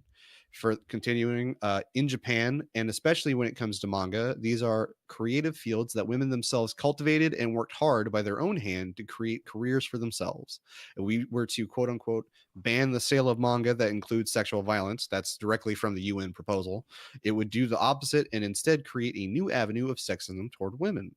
Yamada is also a graphic designer, so you can imagine she's taking this not just from professionally, but also creatively. She also continues with, there is nothing to be gained from regulating fictional sexual violence. However, while you're trying to fix the rights of fictional characters, you're leaving the human rights of real women in the real world left to rot. As well, in Japan, the entire reason we have a media genre such as manga that developed to take on themes such as the sexual exploitation of women came from an attitude to tolerate drinking the pure and the dirty without prejudice. It's because we had the freedom to express our views, and with that to express the view of a world of humans that live and die, that there are pure and wonderful things and dirty and nasty things mixed with each other. Manga is a field where women have put in their hard work and effort to cut forward paths and cultivate a place of their own. We believe that in order to protect this place from being trampled on, it will need our continued hard work to pass it on to the next generation. It is this effort that will link to the greater freedom and rights of women. Now that's an interesting perspective. One thing being with, I don't like lolly material, and I also don't like child exploitation, and I also don't agree with depicting lolly characters in a explicit sense, like how we see with like what, Skylar, you know more than I would, in that which Fate anime is it that has the two Yeah. Yeah, that that's not good. I don't feel like that should be allowed because that's very clearly two childlike characters doing like, and it's not making a statement of any kind. It's made with a, I don't want to say male gaze, but I want to say it's made with the explicit purpose of being titillating rather than having some sort of a statement to say about the act or anything. I think that the problem is with that distinction is that how do you decide whether or not something has a statement to say, or whether or not it's for I feel like with, or stimulating. In the case of Prisma Ilia, it's obviously like it's a. I feel like with some things it's obvious, and other things it's not. Well, yeah, but the problem is that when you impose something like that, that the extremes like Prisma Ilia is why I consider it extreme. That's not the stuff that becomes the problem. The stuff that becomes the problem is the middle ground stuff. How do you decide if is Monogatari? Like how would you codify that under this? Only Nisei. I think author intent is where that would come into play. What is the author's intent of showing that? What's the intent then? Like, I can talk about like how the shit with Hanako, or sorry, with Hachikuji is a joke, but it's like, it's still a thing. Yeah, that it is still a thing, but it's not meant. It's not meant to titillate, is it? Now. Is it not? Being in denial for so long until the UN. I guess you'd have to ask the author if it's meant to. What was your purpose? And that's the problem, is that there's no way to there's no way to really have a hard line on what someone what could be or what doesn't constitute that rule. Drawing the line is the issue. Were you censoring art because of perceived danger to society? The line is the problem, because you can't ever draw the line because it's subjective. Oh shit! What? Oh, do either of you like Megadeth? I like Megadeth. No. Yeah, Dave Mustaine's gonna be here. I thought you were gonna say Dave Mustaine was dead. Who said that? No, I thought that's what you. I thought that's what you were gonna say. No, he's gonna be at World of Beer around here. Like just around. Well, I don't want to. Just gonna be hanging out. I'm not familiar with the place, but he is gonna be in Tampa on March 4th. The World of Beer on Del Mabry, the one by St. Paul's. I mean, it says some place called Avion Park. I'm not familiar with that, but it's in Tampa, so it can't be that far. I think that's the Avion Park. Yeah, I'm not familiar with that, but anyway, he's gonna be here March 4th for like a couple hours to just chill and drink beer. It is cool. He's fucking dope. Dave Mustaine's great. He actually is the one who got me. Like, Megadeth is what got me into metal. Well, it's by Jefferson High School. If you guys know where that is. James knows.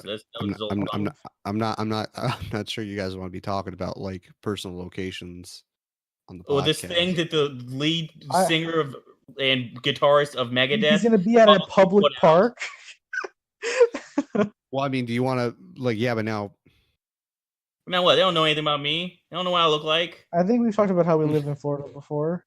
We've talked about Okay. Tampa multiple times. You've doxed people, James. Yeah, you I've did. doxed myself that one time. You've doxed a couple of people. Then I at one doxed point myself that one here time, about yeah. high school, you name drop full names for multiple people, and they Yeah, already I'm knew we sure. lived in Tampa. So like, you fucked people harder than anything. I don't. Oh no, I'm telling everyone where this rock star who tells everyone where he's going is. This public persona, this public person. Yeah. Okay. Can we get back to the discussion at hand, though? What are we even talking about? So we're talking about lollies. Oh, talking about what? the- Okay, yeah, that's right. James's vested interest. No, it wasn't even You my said you wish you suggestion. could talk more about them. That was This your New Year's was- resolution. No, You admitted that to me. wasn't. That was one. That was no, it wasn't. This is- Also, this was this is- Skylar's idea for the docket. So come on, why Yeah, did- okay. Okay, but yes, but like so we were in the middle of the thing, but you had to respond to my thing. I said. Well, I mean, for mine is like you need some kind of committee. I don't To look- think And it's like impossible to actually Yeah, do no. that. it's That's the yeah, that's problem. the issue is that when you have this problem, the whole thing, the whole reason why I think this is dumb is that I 100% agree with this person that what she said. She talks about how that crimes committed against fictional people are not crimes. Essentially, her thing that when you depict on pieces of paper a sexual violence towards a child that is drawn and it's not if it's fictional, there is no victim of the crime. So then why make it illegal? You can find But it why- distasteful. But what That's about that's within your right as a human being to find it distasteful, to not like it. If you don't want it on your platform, if like Reddit and Twitter originally been put in the platform, that's perfectly fine because that's your platform that you own. But making it illegal in general, I think, is dumb because it's not hurting anybody. And what about the potential it- for normalizing it? Well, that's the thing, right? As people talking about the idea of normalizing sexual violence towards children, I think that the issue is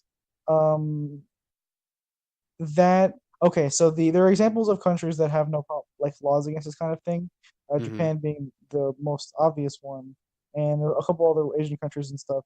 And I think the nations. I think I remember reading a thing, and it might be like biased or whatever. But I remember reading like an article that talked about how countries that that generally have laxer laws about fictional depictions of like child nudity or whatever tend to have less issues with child sex crimes, basically. So there's also this conversation of normalizing it also ties into the same thing with violent video games, right? It's a similar problem. People playing violent video games become violent in real life. There's no evidence to support that at all. So I don't think that it does normalize that problem. I think people in general are more able to separate fiction from reality than people give them credit for. Especially, and I think people are just scared about this because it has to do with sex. Versus, and people are able to, put violence in its corner, but things related to sex are scary. Okay. Well, unfortunately, like we can't spend too much time discussing it, but I appreciate the input at least, and you made some really good points. But I think the best takeaway we can take from this is that Skylar doesn't want child sexual violence to ever leave. So with that excellent point, Skylar, let's talk about something better. That is the takeaway, like the isn't fact it? that Under Night in Birth finally made it to the Evo stage. More importantly, Yeah. Melee's gone. Melee's no. Actually, I'm not making this about Melee. It's more important that Under Night's here. It is more important that UNIST is there, in my opinion. Because I don't give a shit if Melee everybody is there. has been talking about Melee not being there. Under Night needs Who's everybody? to You guys have even both said like there's not a lot of people talking about that. No. There actually has been articles. Since the dawn of time. The thing is, there's been people talking about it and articles written about it. I haven't seen many people complaining, but I've seen tons of articles and Twitter threads and yada yada talking about the implications or whatever of it. It sucks And no that one is talking about how cool it is that Under Night got in, so I want to talk about that instead. yeah. Let's talk about how Under Night is the real grassroots. It's the Yeah. real grassroots movement. I don't want to, because I don't want to delegitimize Melee as a grassroots movement. I think that it is still I impressive do. that they're able to keep their community going for so long. But I think that Under Nine definitely deserves some credit as a community that has literally fought its way out of the bathroom. Yeah. I remember like 2 years ago Melee I was was holding watching the door down. 2 years ago I was watching Under Night's the side tourney at Evo, and they didn't have chairs. Yep. Someone stole their chairs, and so the players had to sit on the floor. And the commentators. It was like Lolly Myko was commentating while playing in the top 8, and he was standing up. He didn't have a chair I either. remember that. And now they're on main stage. Now no one can steal their chairs. Nobody can steal chairs. And I'm just really happy for this community. Like, they've done so well to support their game. Their tourney numbers have been rising every time they've had a major, more entrants, and then they even supported their own event in Climax of Night, which was like a couple months ago in like Atlanta. So they're doing it. I'm really happy for French Bread and for the scene. Yeah. It's very impressive.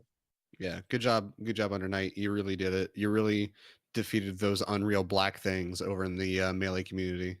You fucking did it. The unreal smelly things. Yeah. Okay. Yeah.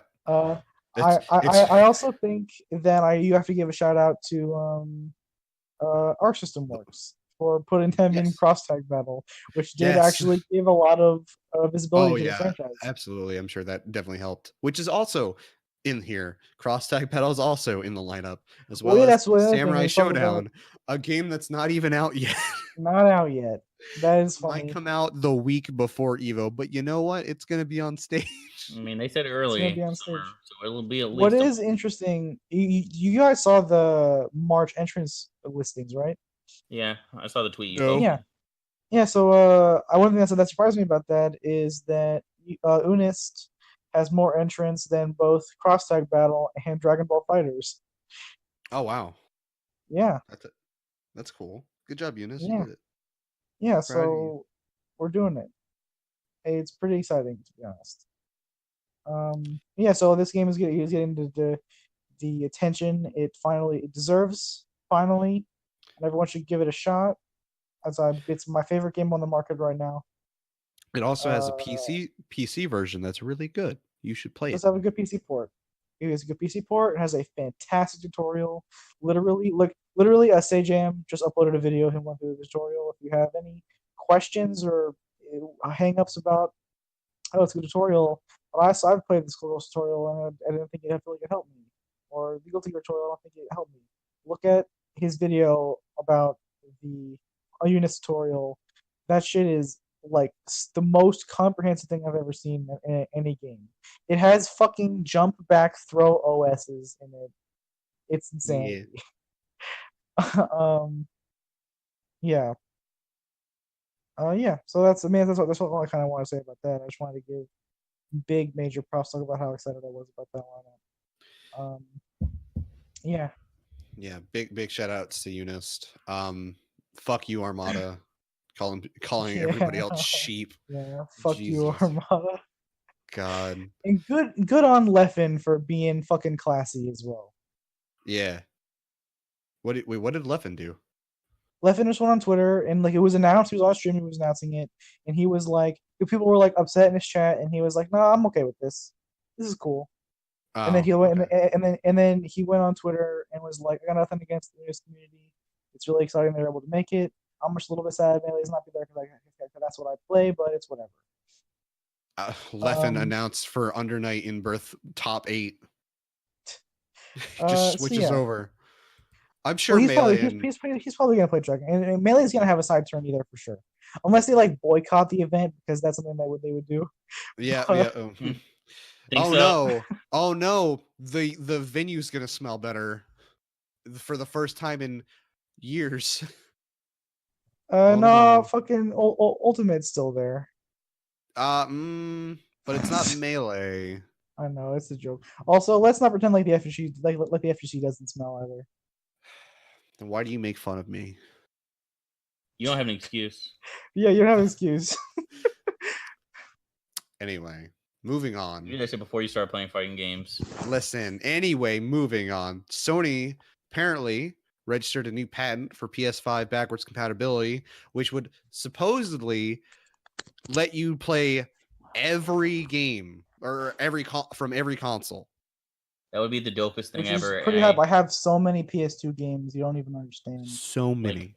It's one of those things that I would desperately want, but like I don't believe for the like because they'd make more money with what they did with PS4. Where it's like I hate it, but you know it makes sense. Where it's like, all right, these I games don't don't know work. if they Select would. PlayStation games, yeah. Yeah, Yeah, 'Cause- maybe like only first parties. Mm-hmm. See, but the I don't problem know. is that their backwards compatibility solution with PlayStation Now doesn't have nearly the selection that Xbox does. So they're really kind of losing money by not doing something but more I with think it. that they don't. I think that they don't really. Okay, so here's my thing, right? Is that you have to look what the actual business decision here is if we make everything backwards compatibility, How worth it is it? backwards compatible, is it more profitable to do it? If Xbox is doing it by making your old discs work on the Xbox, you put them in the Xbox One and they work, right?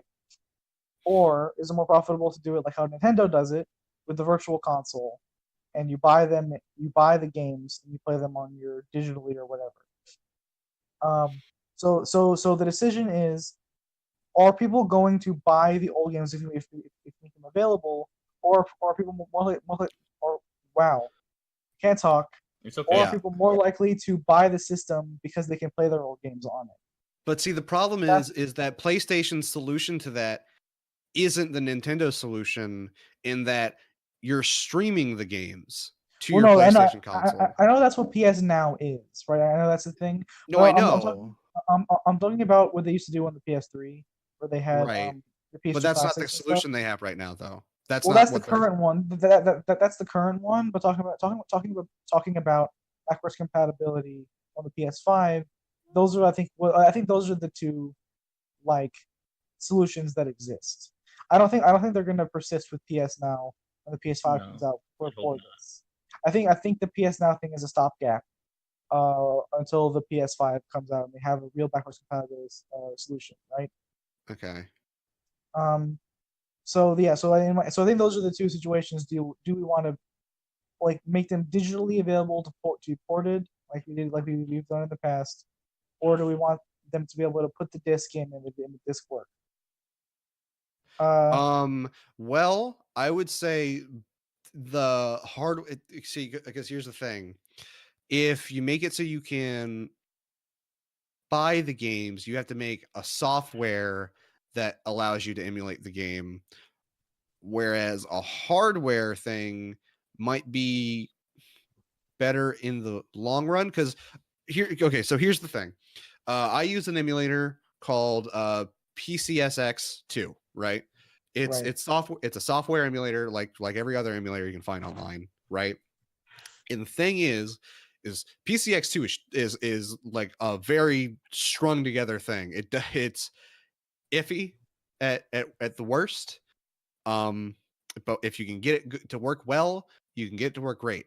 But I mean, Shadow of the Colossus doesn't run on my machine well because of how that game is just set up. So, and that emulator has been worked on for decades. I think it's actually a dead project at this point. I think I saw one blog post in 2017 and that's it. Right. But I think it's actually a dead project at this point. But that would have been worked on for a long ass time. And so making a software emulator that can mimic the PS1, PS2, PS3, and the PS4, and then run all of those games, whether they're first party or not, I think is going to be more difficult than just taking the hardware that you have the rights to anyway and building hardware that is powerful enough to emulate it on its own. Because I don't know if you remember, but the base PS3, the fat PS3, just had a PS2 inside of it. Just had that hardware inside of it. Yeah, I remember. And that's not going to be. I obviously probably not going to be the solution with this one, right? That'd just be too much. That'd be a shoebox, right? But um, You should just tape all the consoles together. Look, yeah. here it is. Look, you did it.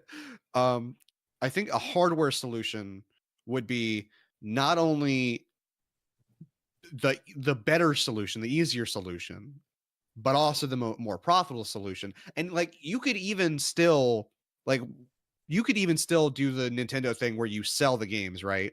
But the emulator is in the machine. So Okay, so here's the, so you're essentially, instead of you're doing the PS Now streaming thing, you're still selling the games, but you're selling ROMs, essentially, not ROMs exactly, but you're selling ISOs. the actual game. Literally Yeah, ISOs. the ISOs. Yeah, because that's just a disk image, but you're selling the actual game files in a sense. So you're not having to, and maybe have it through a proper proprietary encryption that only the hardware knows how to whatever, right? And maybe that hardware only works with that properly encrypted stuff.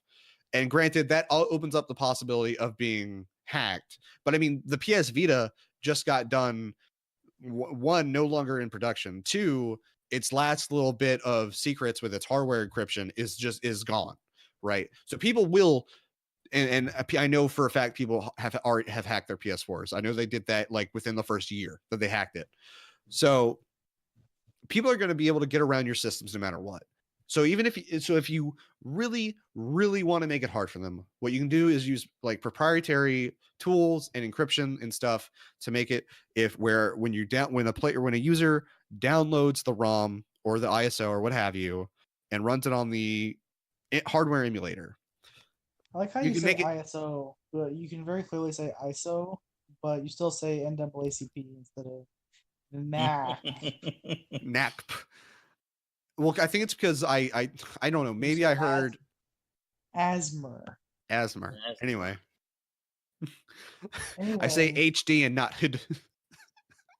I'd hate you more than I do right now if you started saying that. I also before, because the thing is like we're talking about this situation, right? About talking about hardware or software solutions for this, right? Hardware or software solutions. Mm-hmm. I think in general that Nintendo can do what Nintendo does with Virtual Console because they own all those games, right? Yeah. They own all of them. I don't think Sony owns all of the PS2 games ever put on the PS2. And so it would be hard doing backwards compatibility shit for all these digital games that you sell, right? That would be almost impossible. There's like thousands of games on the PS2. Surely they own the distribution rights to a good plethora of games. They at least own surely they own the distribution rights to like but I think that most of the Final Fantasy series. You would think that, but I mean, obviously, I don't know that. Licensing rights are complicated. It's been a long time since those games came out. Who knows if they've lapsed or what? I think in general, it's probably what I say is more. You're saying I agree with you. Is our solution is more lucrative because in general, it would not only be cheaper for them to probably make a hardware solution to this problem, but also it would just be like more practical. People would be happy to buy a console that can play games they already own on, as far as just putting the disc in. And also that situation is way easier and way cheaper than trying to find a way to put all those old games up for sale. And I think it's funny you're talking about that. Recently, sort of related, is Rooster Teeth reinstated a bunch of old Machinima videos.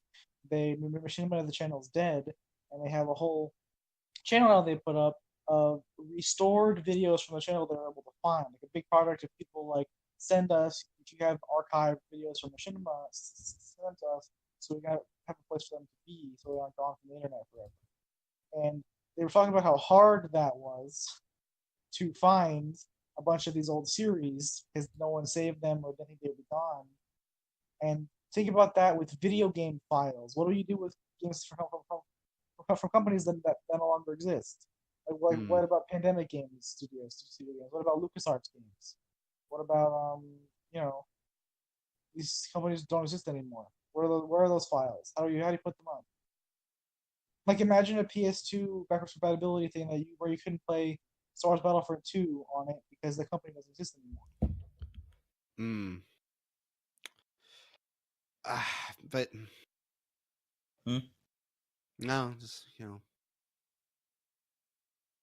Well, that company doesn't exist, but those games came out on PC last year.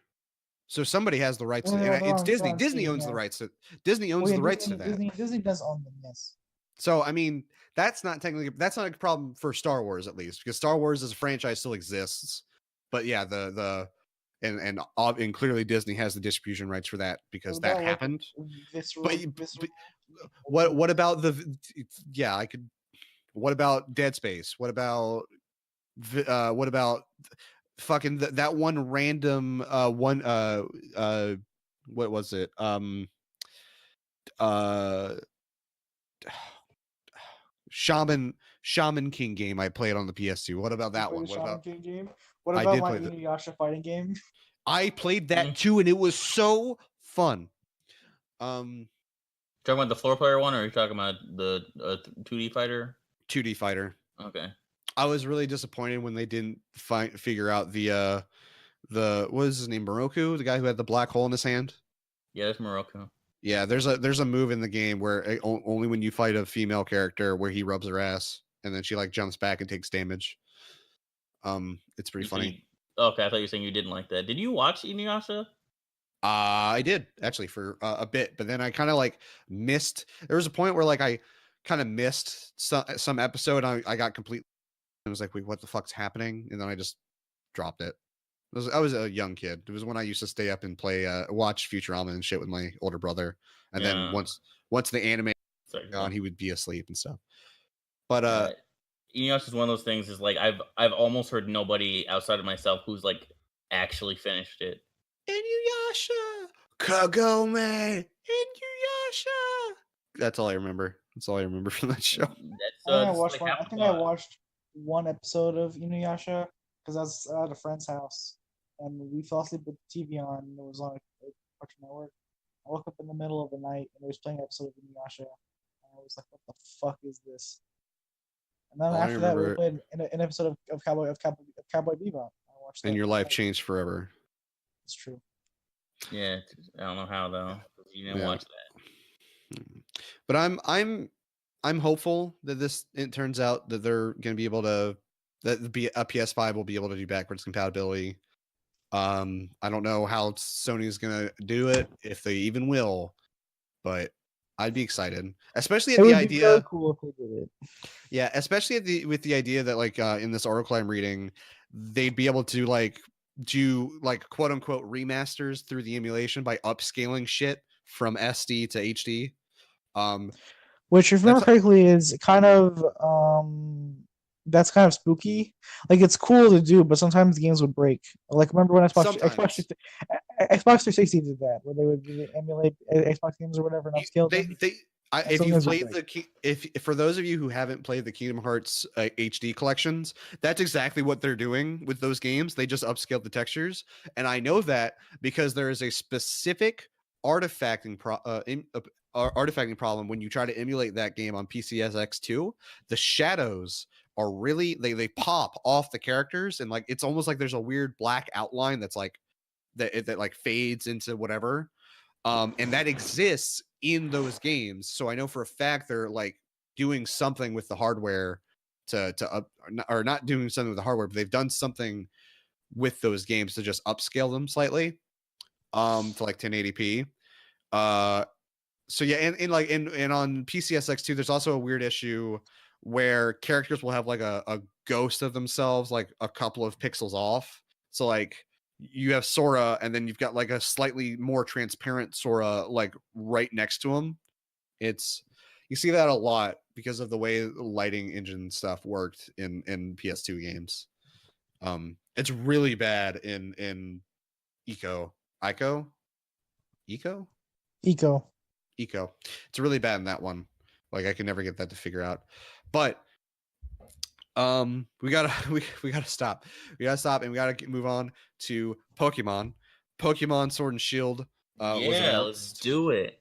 Now, Claude, you're the big Pokemaniac here, So why don't you tell me about Well, Pokemon? yeah, I guess I technically am. Yeah. Yeah, because I was off of Pokemon for like the longest time. Like I mentioned, it was only because of my deployment and everyone playing there that like got me back into it. But yeah, what you said? You want me to say something specific about it? Just talk about it? Yeah, just talk about it. I don't know shit about Pokemon.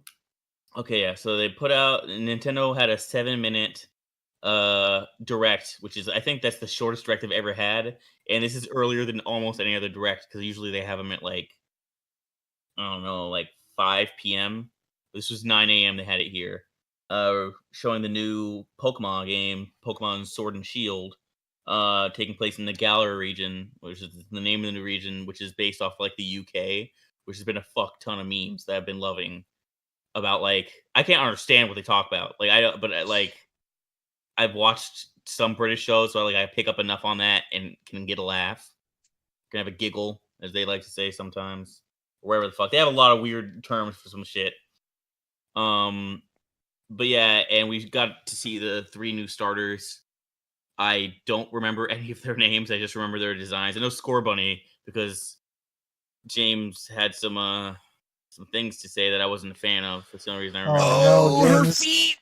Her Did feet! you show feet? No, I Yeah. do have a picture on my phone that I forgot to post, but it's her standing on the lettuce from Enough at is her. Burger King. Oh yeah, It's Score Bunny foot lettuce. yeah.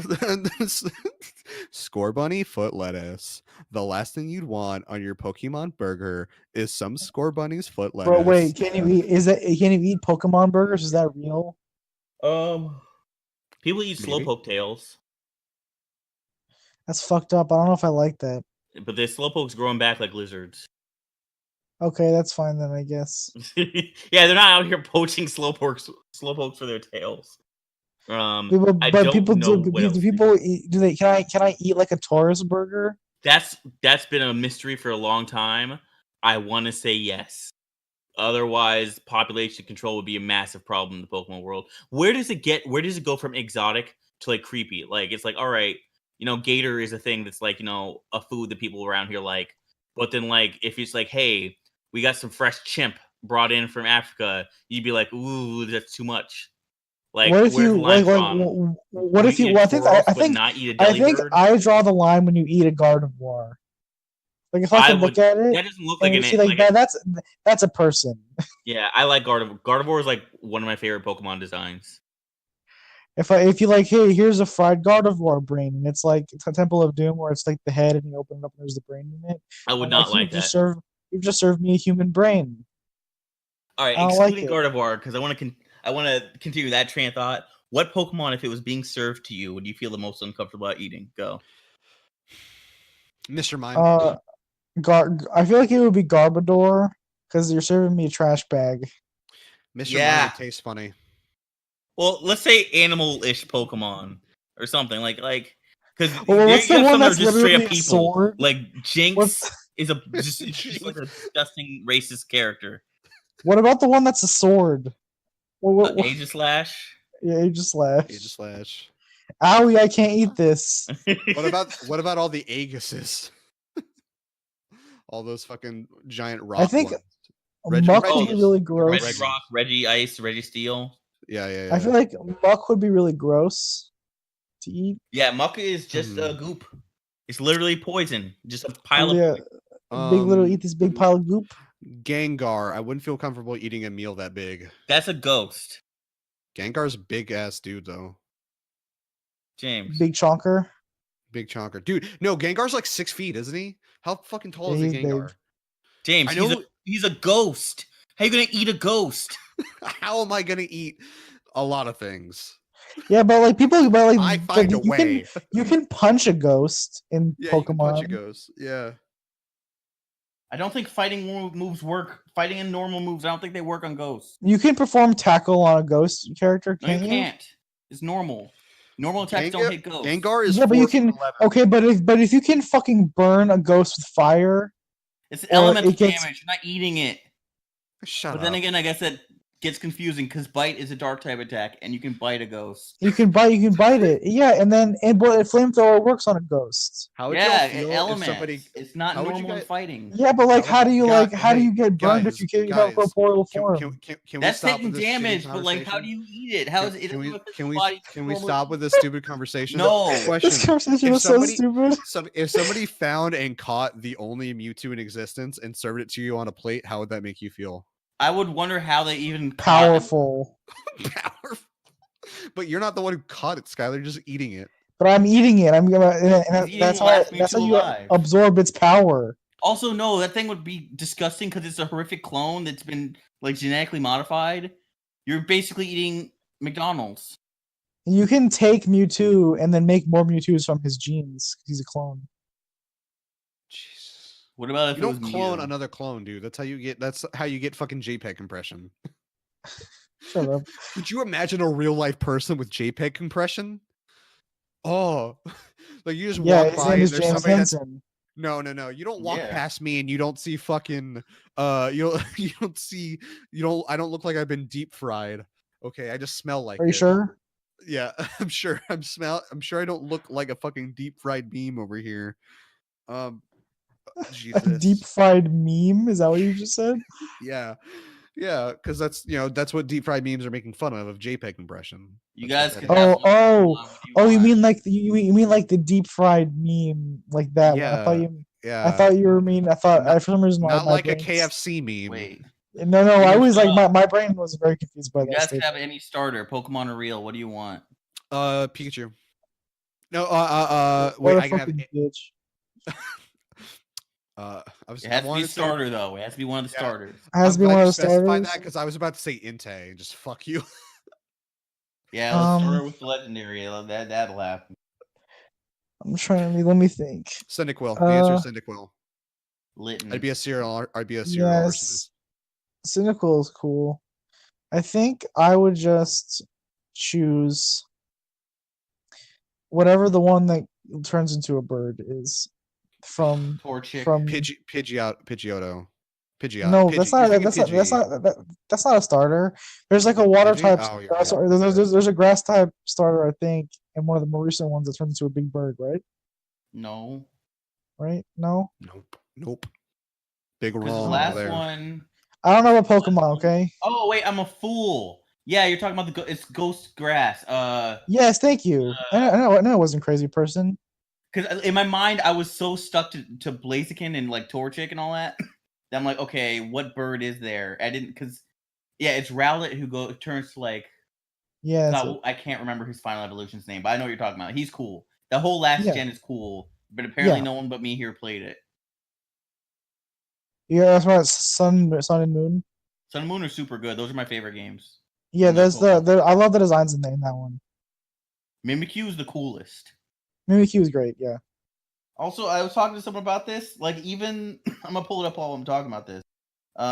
Even the Pokedex entries that like have been pumped to ridiculous degrees as far as like how cool it is, and it gets really fucking brutal a lot now too. Like, here's an example from the original Red and Blue games. The Gengar's description was, "Under a full moon, this Pokemon likes to mimic shadows of people and laugh at their fright."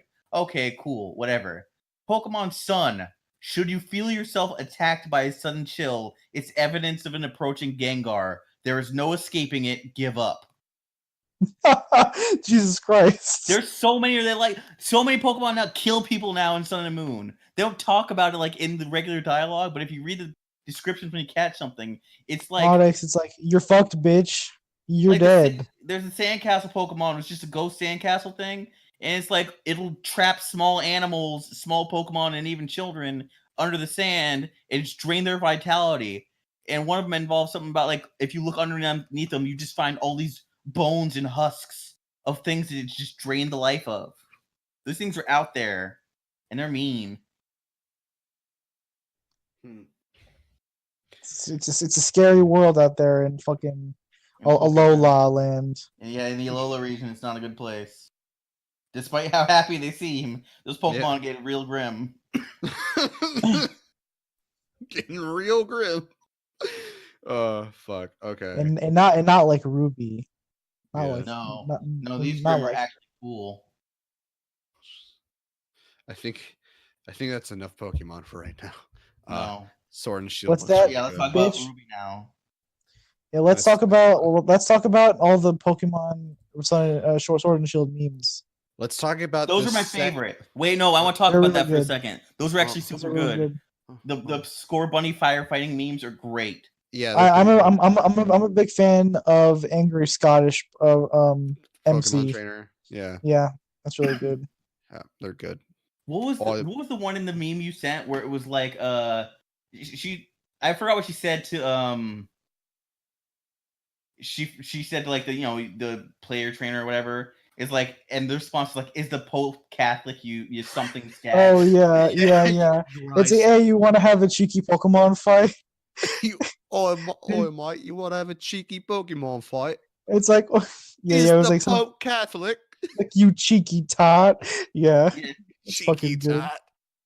Yeah, Boy, blimey, you are cheeky tot. I don't like that. I don't like that at Yeah. all. That's I gonna be take the, that- that's gonna be take the that ugly back. bat. That's That gonna sounds be the like the ugly guy's bastard tongue you took sprite. in that one short film. Wait, Oh yeah, wait, yeah. wait. James is confirming that he's hand cat. Yeah. I am Ancat. Yeah. Remember when I took that guy's hands and ate them? It was great. Delicious. Delicious. There's one body part he could never take. The The cock. cock. Oh. Oh no. Now, That's want- why I'm without here seeing- today. without seeing the video, Oh God. if you in real life were out somewhere by yourself and you did see a cat with hands, no, I'm turning around. I'm turning around. No, I'm not even going to turn around. I'm going to keep eye contact with that cat and back away slowly. I'm actually going to back away as fast as I can. Wow, Skylar out here. Oh, I'm sorry. I was very distracted. By something With that's the hand happening cat? in the room that I'm in. Is there a hand cat in the yeah. room? No, there's no hand cat in the room. The doggo is accosting me. Anyway. He heard cat. Yeah, you like Yeah. the scenario I gave was like, oh yeah, for anyone who's confused by all this talk, it's a short film. By short film, I mean it's like 3 minutes long. You can find on YouTube. It's called The Cat with Hands. But yeah, Skylar, without seeing the video, if you just saw a cat with hands, licking its hands, not grabbing the bird yet, but just a cat with human hands, how are you responding? I'm gonna run away, and then I'm gonna call Stewie for emotional support Why Stewie specifically? because he has a gun. You want this thing to die instantly? Yes, Okay. I do. I do want it to die instantly. It has to die as fast as it possibly can. Well, you don't know its intentions. It could just be a cat that James slept with, offspring. Yeah, but then I've been doing it a favor by putting it out of its misery. Yeah, There's no downside to calling Stewie to get his shotgun. true. No downsides at all. That's a good podcast title right there. What? There's no downsides to calling Stewie to get his gun. Long title, but I guess We've had longer titles. Don't even act like we haven't had long titles. when did I say we didn't? I just said that's a long title. It's not even long. It's not even. You know, it is long. Neither is your penis. Ha ha Yeah, ha. Damn, got him. Got him. How you gonna recover from that sick burn? Judgment Eyes is going to have You're both not. in English You mean and Judge Japanese. Why do you keep saying Judgment?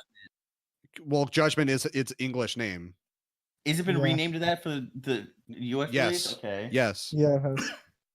So, but I call it Judgment Eyes just because I keep mixing it up. But yeah, Judgment or Judge Eyes will actually be the second Yakuza game, even though it's technically not Yakuza. Will be the second game by the Yakuza developers to have an English dub. The first one, of course, it's getting a dub. It's yeah. cool. Yep, Judgment is getting an English dub as well as fully localized subtitles in English, French, German, Italian, and Spanish. Although that's mainly because it's releasing in Europe where that's required. It's called what do they call it over there? EFIGs. It's racist. Don't ever say it again. No, eFigs is not No, the go ahead, James. Just okay. ignore But that. for those of you who don't know, there's a eFigs is a way of just describing what languages a game is localized in. It stands for English, French, Italian, German, and Spanish, which are the main languages spoken in the EU. And I believe it's required that any game that releases there has to have eFigs, which I don't think Yakuza actually got released over in Europe. So that's cool. So yeah, Judgment's gonna have an English dub. I've heard it. It's not the Yakuza 1 dub, I'll tell you that much. But I wouldn't play it in English. There's dub. no Kazi. There's no Mark Hamill, unfortunately. I know that we were talking about Ken. It was because they were trying to figure out how do you do Kiryu-chan. How do you do Kiryu-chan? Kazi. Kazi. Hey, Kazi. You could have just called him Kaz. Kaz would be more natural sounding as like a casual shortening of a name than Kazi. You know what I mean? No. All right, That's everybody in the sound of within earshot of my voice, go watch the English dub of Yakuza, specifically the fuck counter, because there's so many times It's where people pretty just use the funny. word fuck. It's great. I was really disappointed that Yakuza Kiwami didn't have an English dub, because it's just, the remaster of Yakuza 1. And I would never use the English dub for Yakuza just because Kiryu's voice is so good. It is. Yeah. Oh yeah. How do you do his voice? Da or not da? He does kind of go da, but he's like, yeah. I can't do it. I can't mimic this Japanese voice. Just stop. Just give up. But anyway, really excited that Judgment Eyes is getting a lot more localization stuff, because that's the thing with Yakuza games or stuff by the Yakuza team is it takes so long for that shit to get translated. Text. Yeah, so much text. But then it's only in English, and it's not. That's it. That's all you get. So that's cool that this is getting like its own big thing, and I can't wait to play this. You guys could technically buy it early. It's out in Japan already. So if you go to Japan, you could just get it. I don't speak Japanese. I'm still working on it. Damn. Well, okay. But yeah, that's all we have for the big news. But so now we have the last part of the news, which is my weird news of the week. So I'm gonna I'm gonna read a title for you guys. Tennessee school apologizes for having students pretend to own slaves. Oof. Okay, give me some context on this shit. What the fuck? Why? Okay. A Tennessee school district has issued an apology for a social studies assignment that asked students to pretend to be slave owners and brainstorm expectations for their slaves. The Tennessean reported Thursday that Williamson County Schools and Sunset Middle School, this was a middle school, by the way, apologized for the assignment, saying it was inappropriate. The homework also assigned other tasks, including the creation of a political cartoon depicting immigrant labor in the U.S. and writing a public service announcement about the hazards of living in urban areas. What? The two teachers who assigned the homework also apologized, saying in a statement that the assignment has been pulled and won't be graded. Now, let me ask you something. What do you think is the percentage of white students at that middle school? If you had a hazard guess. I said white students. I'm gonna guess. I'm gonna. Yeah, that was what I'm gonna say. I saw two different. I'm gonna say 80%. I'm gonna go higher. Oh, you were close. 70% white. So yeah, that's what Claude said. It was me. Yeah. Fucking yeah. Yikes. Big yikes. Big yikes. From Skylar. So yeah, I had the choice between this article and another article I found in which I didn't want to go with Florida because Florida's too easy, but our Florida House Speaker in a conversation about abortion referred to the pregnant women as the quote unquote host body. In the statement being that, like, science is, talks all about growth, and once the child is conceived, that is when growth starts. And the difficulty of abortion, talking about abortion law, is you have to decide when does the host body's rights end and the child's body begin. And the answer, the answer is it's not that complicated. The It baby's might not surprise. born yet. The baby's not born yet. It's a fucking fetus. Shit, yeah, people got to be able to have abortions, dude. That's it. People got to be able to. In the political cast. Whoa, man, we haven't even started with the politics. I mean, well, we did. We started with lollies, and now we're talking about abortion. And, and after learning with James, we're going to get a little bit more political. Politicast. Welcome to the weekly Politicast. We're looking at the weekly politics cast.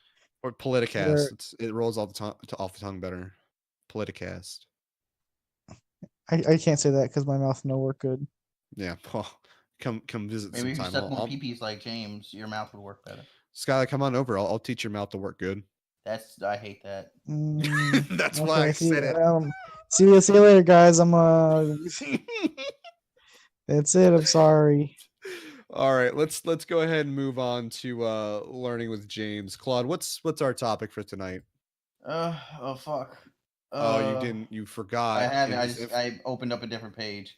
You're talking teaches about more. Oh, topical. Earlier at least because you didn't care. Teaches about Mortal Kombat. No, it's not bad. Teach about Mortal Kombat. Go. Mortal Kombat started as an arcade game in which they took real actors and didn't rotoscope them. I don't believe that's what they did. They just took footage. Is that rotoscoping? I'm forgetting the specific name of the technique, unfortunately, but they essentially took the actors. I think they refer to them as digital actors for some reason.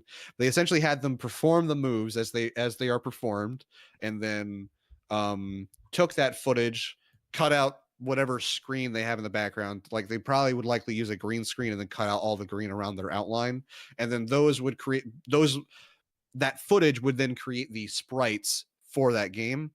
Mortal Kombat is the reason we have the ESRB, because it still is a very violent game. But I mean, violence at that point was like, I mean, God, you look back at old Mortal Kombat footage, it just looks ridiculous. And then you realize like, wow, this is how we started getting games rated M and shit. That's amazing. Lots of blood and gore and violence is it's all what it's known for. Fatalities, babalities, friendship. Those are all. Yeah, there's one Mortal Kombat game where they added friendship, and it was basically like it's a fatality like normal, but instead of killing them, you just make friends with them or some shit. It's not like a big thing. There's everybody knows good old Scorpion and Sub-Zero, and then there's like Noob Sabat, Reptile, Rain. And then I don't remember any of the triplets' names. I know Melina. That's the only one I know. I know Liu Kang. I know Johnny Cage, obviously, because we talked about him earlier. Then there's, let's see. Shao Kahn, obviously. And that's it. I didn't really have any exposure to Mortal Kombat in terms of actually playing it. I owned the really bad Scorpion game on the N64. And I hated it. I could never get past the columns that would pop out from the top of the ceiling. Could never get past that part.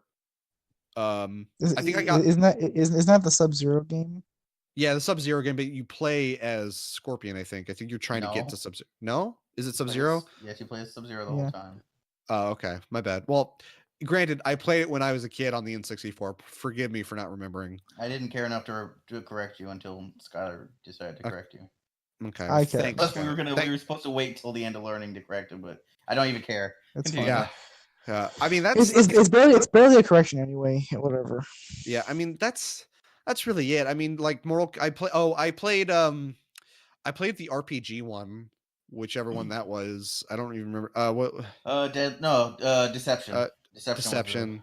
I always forget its name because it's got a super generic name. I played that, and that was interesting. I liked it except for the weapon switching. I don't like weapons. The weapon switching was weird.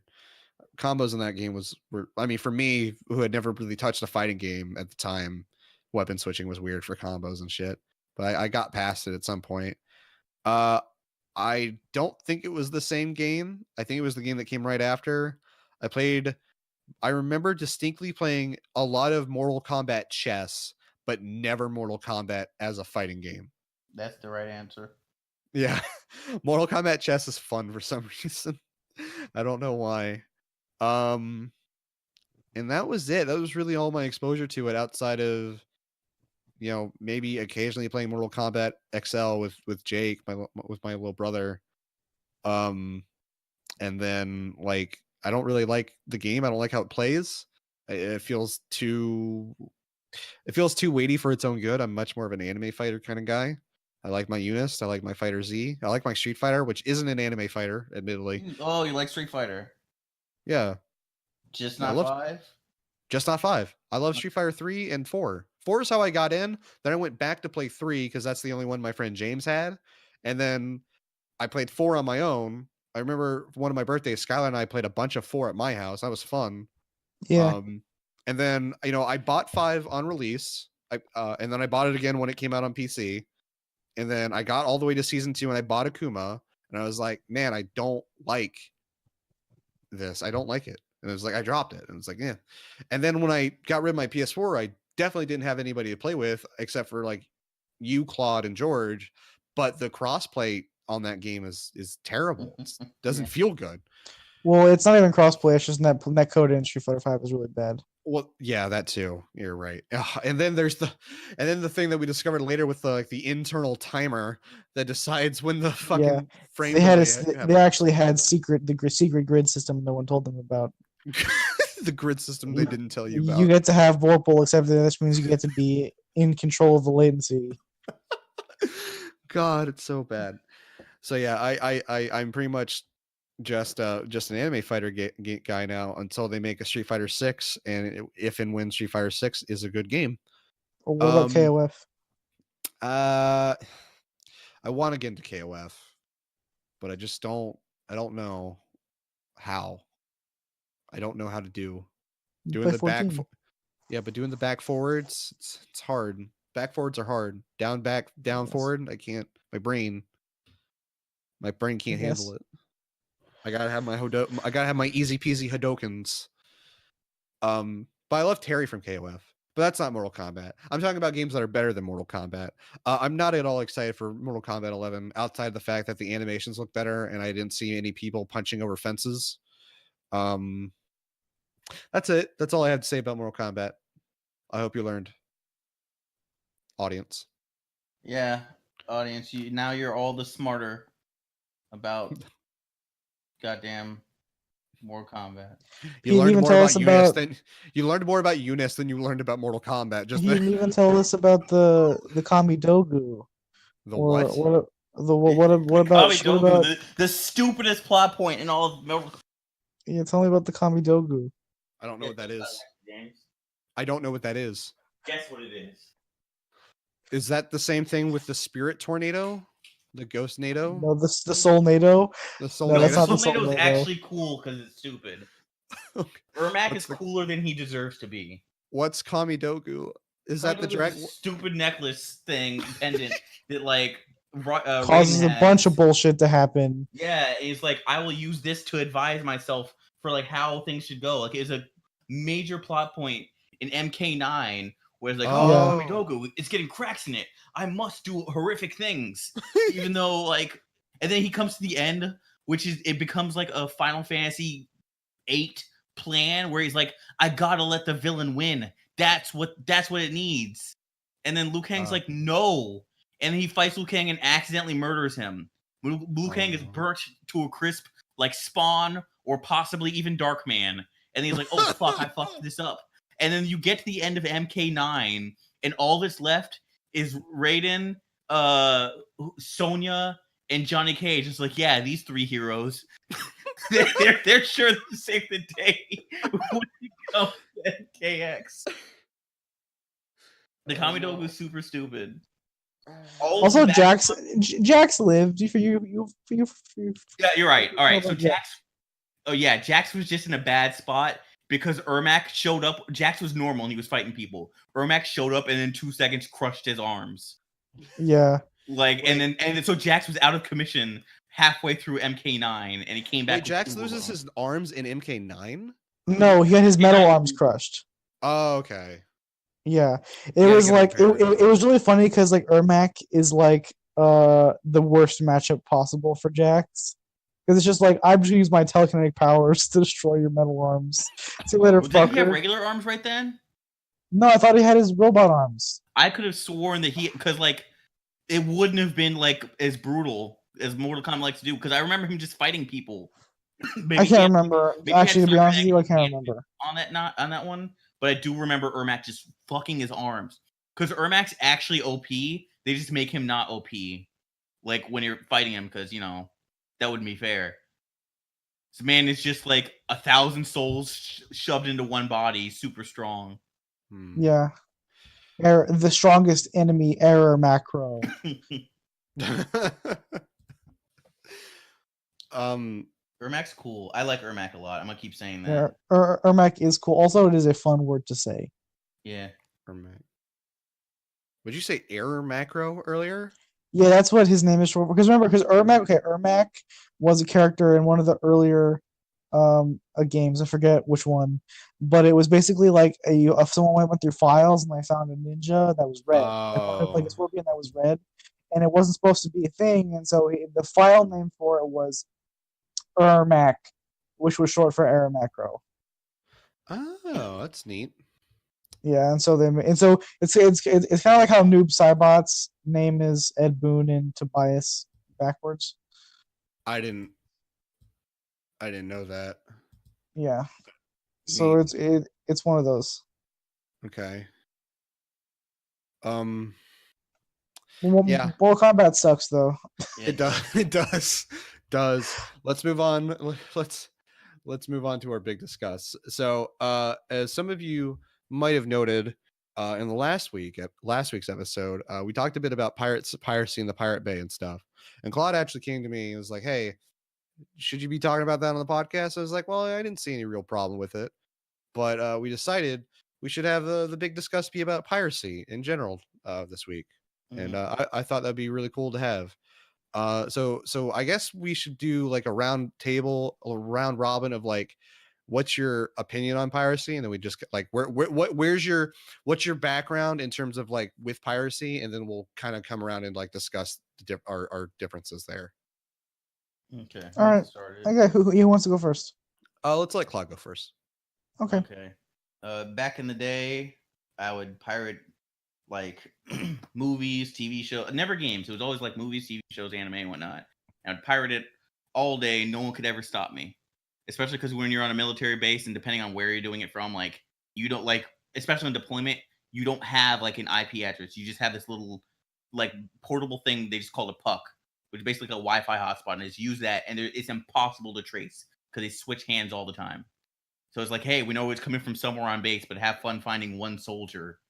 And I would do that just whenever. I would just take whatever I wanted. And I didn't. I'm hard against it now, and the reason I'm against it is I mentioned this in like season 0, so probably no one who here is listening to this. But one of the big things I want to do is be a comic writer. I've had some stuff sent in companies before, whatever. And I mentioned to my buddy about like how I was like, yeah, no, you just get this. And then he's like, aren't you trying to be a comic writer? I was like, yeah. And like we talked about that for a little bit, like how piracy and all that like affects people. And I thought about it, like because there are like pirated, like people just have scans of comics and whatnot and just post them. And I thought about that. I was like, man, I really don't like that because there are people who like legitimately work really hard on this stuff. Sometimes on rare instances, I'm okay with it, but for the most part, like I was like after that, I just took a hard stance against it. But like, nah, I ain't about this, especially because people put a lot of work in it. The only times now, it's very rare for me to pirate now. The only times I will ever do it now is if it's something I cannot obtain myself. Like I'm big on a lot of anime, as you could probably tell from all the conversations we had here. And if it is like one of two situations where I will pirate it, either A, it is not available at all. Like example, Konosuba. I would love to own Konosuba. That has never gotten a US release. So that's the only way I can own it if I want to own it. And then the other is if it's owned by Aniplex, because they can get actually fucked, and I hope they go out of business. Yeah, no, they're the worst. No, you're not wrong. Funimation will put out they have Nichijou. Nichijou was a 24 episode anime, and they put it out for like $40 something. Or even if you want to get a bit more expensive for recent stuff, they have My Hero Academia. Every season outside of season 1 has been split up into 2 sets, part 1 and part 2, each of them about $50, $55. So okay, that's kind of pricey, but that's not unreasonable. Then you have Kill la Kill that has, I think they have 6 discs. You can correct me if I'm wrong. Each disc has like 1 to 3 episodes, or no, it has 3 episodes, sometimes 4, and like each of those one sets of like 4 episodes, 3 episodes on a disc is $50 by itself.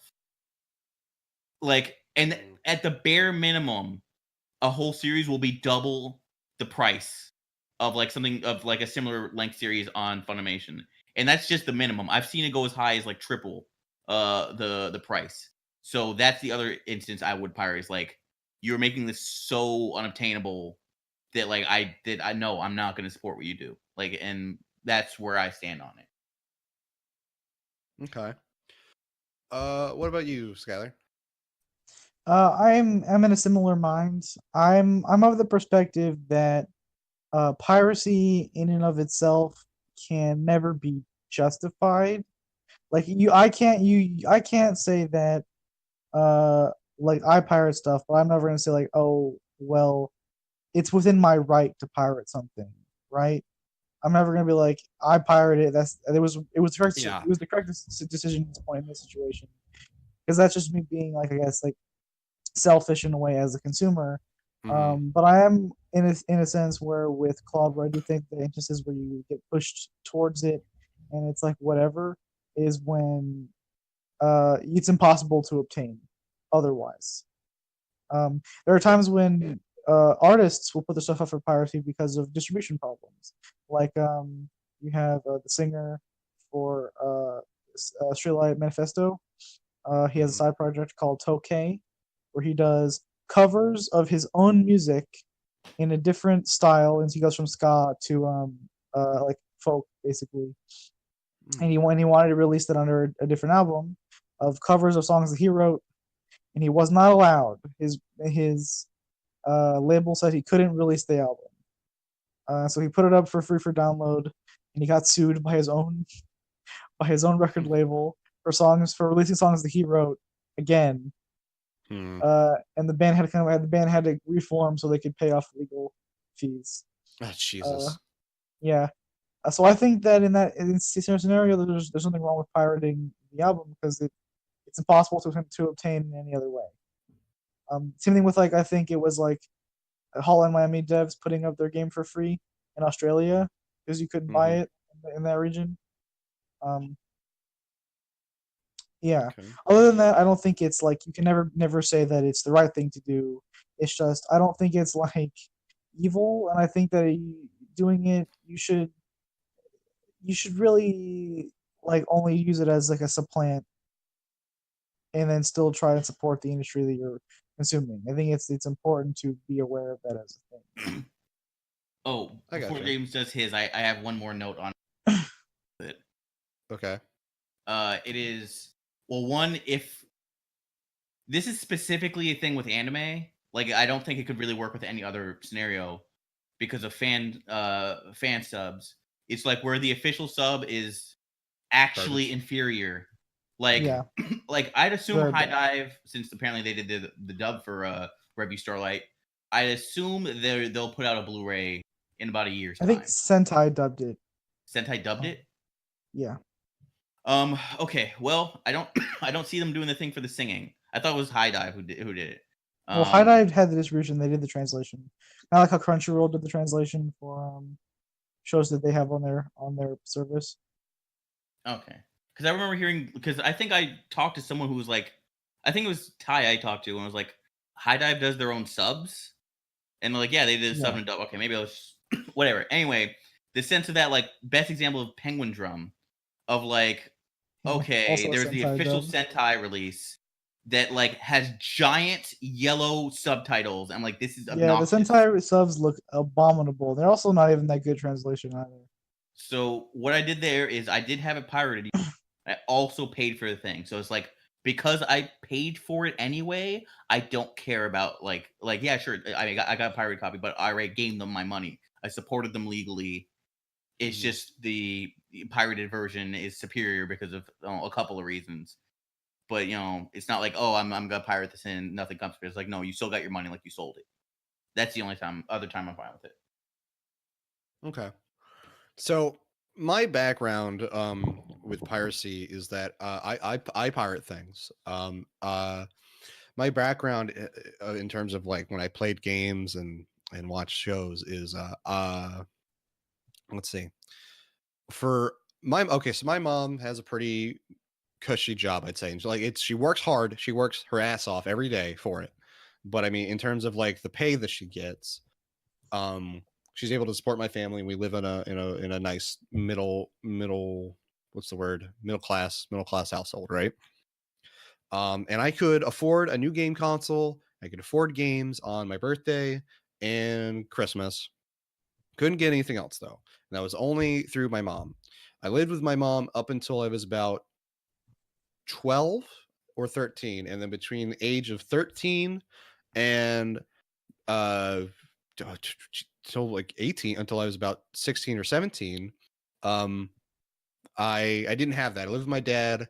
My dad was a paramedic, and my stepmoms were either a nurse or a cop, and they didn't get paid very much either, and their houses were expensive and stuff, and they also had other kids that they had to take care of. So I didn't really get that anymore, except for my mom. I would maybe get a game, like I would get like a game or two or three maybe every year for a birthday or Christmas.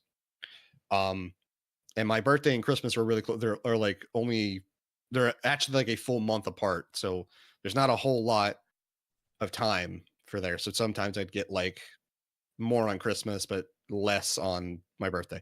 Anyway, so a lot of the times I would have to play the games I had, and that would be it. And then I also had a little brother who was a baby at the time and liked to break things. He would often, I remember I got a copy of Prototype for Christmas, and then a week later it was scratched up and broken because Jake liked to do the thing where you take the disc out of the console and you lay it disc side down on the carpet. It would get scratched up. He wouldn't put anything away, and that copy did not work anymore. And that was the same thing with my copy of Blue Dragon, where the first disc was fucked up and would crash every other like hour. So for a long time, I didn't really have games to play. I would watch cartoons instead and stuff. And then as I got older, and I didn't get my first job until I was 18. I had graduated school, so I didn't have like a part-time job or anything to earn money to get games.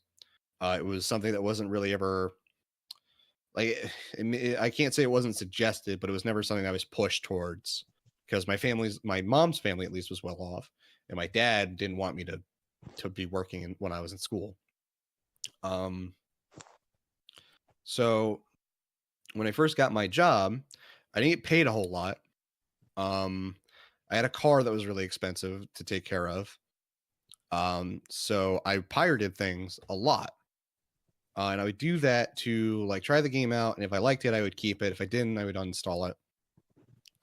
And the idea in my head was, well, I'll play these games now, and when I have enough money to pay for it, I'll buy it. It's funny that I did that, because I would buy games on Steam officially that I knew I couldn't even run on my computer. And the logic was, well, I'll be able to run them eventually, so it's fine. So the idea that I didn't do that, I only pirated games that I knew I could run on my computer. and then I did eventually buy them way like years later.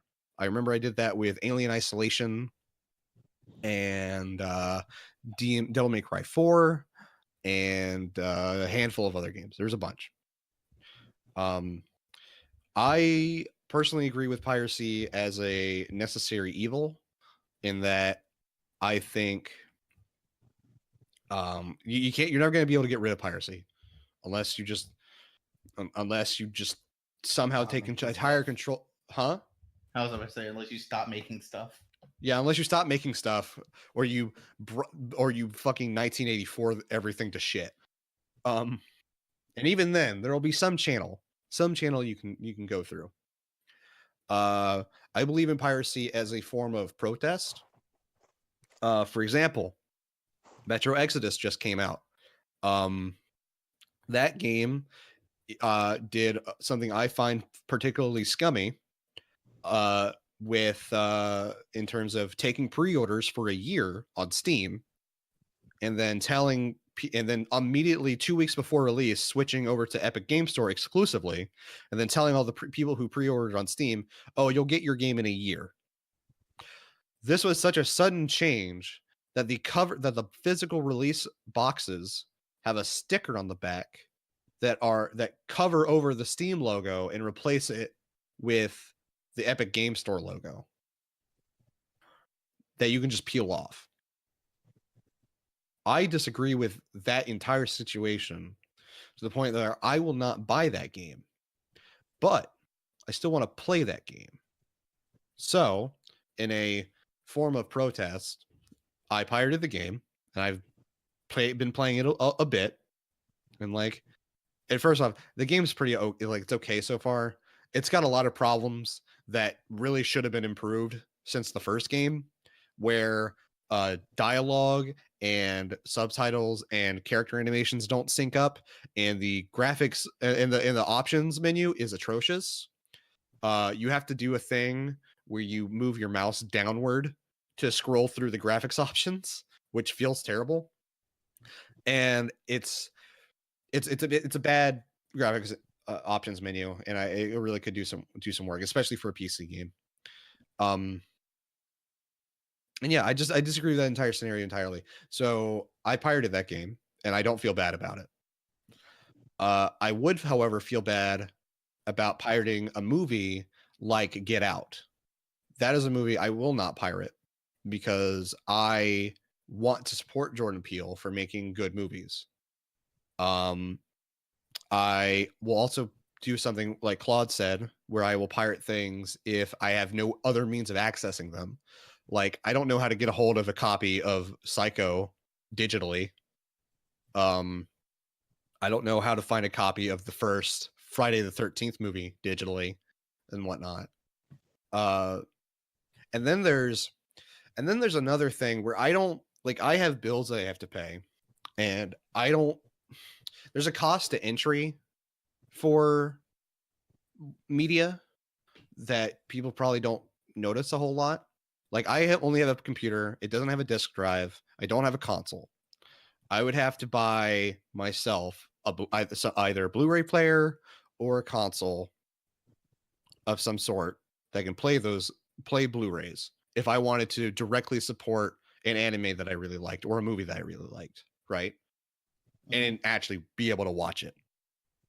I could pirate those things after I buy them, but I feel like if I buy a disc, if I buy a physical item, I would want to watch it physically because that's the thing, right?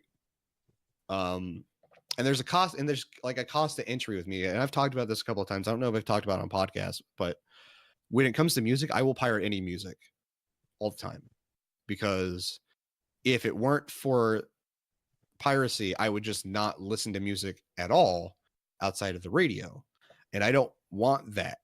I want to be able to listen to bands that I like without. What about just listening to music like on YouTube first and then buying shit that you like? Can you? I mean, listening to music that's been put on YouTube is still, unless it's on the official channel, is still piracy. It's illegal streaming if it's been uploaded by somebody else, by a third party. Yeah, but it's okay, whatever. Oh, you're talking about music on YouTube? Yeah, if it was illegally uploaded, that's still piracy. I mean, sometimes the studios and all that will actually put on their own stuff there. Sometimes they do. Sometimes you do. But then you have another thing where a lot of those times it's a music video and it's a music video edit, and it's not like just the song. Like you got songs that are like just intros. That are not just intros, but they have like a minute long intro and then you have the whole song. And then you have to think about, well, what if I want to listen to music on the go and I don't have a data plan? Well, then I'd have to, I'd need a local file of some sort, and the only way to get that is paying for it. I have to pirate anime because I can't afford all of the subscriptions I would want in order to actually enjoy the media that I like. Well, I can't. I mean, how many would you need? Like, I would need a Crunchyroll. that's $7 a month. Okay. I have Netflix through my parents, so that's fine. That's not a problem. Okay. I would need what's You could just get Verve. Verve has like everything on it. Yeah, Verve is a does. How much is that? As long as you don't as long as you don't have an issue with not having Funimation stuff. Yeah, that's fine. How much? Is like there a lot Verve of Funimation plus stuff? Funimation is like what you get mostly everything. How much is Verve? Isn't it the same price as Netflix, or is it cheaper? I have no No, idea. Netflix just raised their price, so Verve would be cheaper. I don't like the Verve player. I remember watching Summer Wars through that, and I didn't like the player. It's very for me. I don't know if this is a problem for other people, but for me, it stopped a lot. Like it would buffer a lot, and I don't like that. But but that's another thing. Like, I want to support the studio or the people who make the thing as much as I can, right? Does that mean you too are a member of or a patron to Trigger? I wish I was, but I would be if I could. You can be. I can be, but I can. Yes, I can be, but I have bills I have to pay. I like right now every week I take about let's see, hold on. How much? Let me see real quick. You don't need to actually set your finances on here. Well, I mean, no, it's fine. I don't mind. Every week I take home $156 for me. Half my actual paycheck, half of that is my actual paycheck is $313, but half of that goes straight to my parents because that's the situation we have. So I have $156 to my name at any given week. Once a month I have to pay $100 for my car insurance. So let's say times 3. Let's say there's three weeks in any given month, right? And then minus 100. 24, but okay.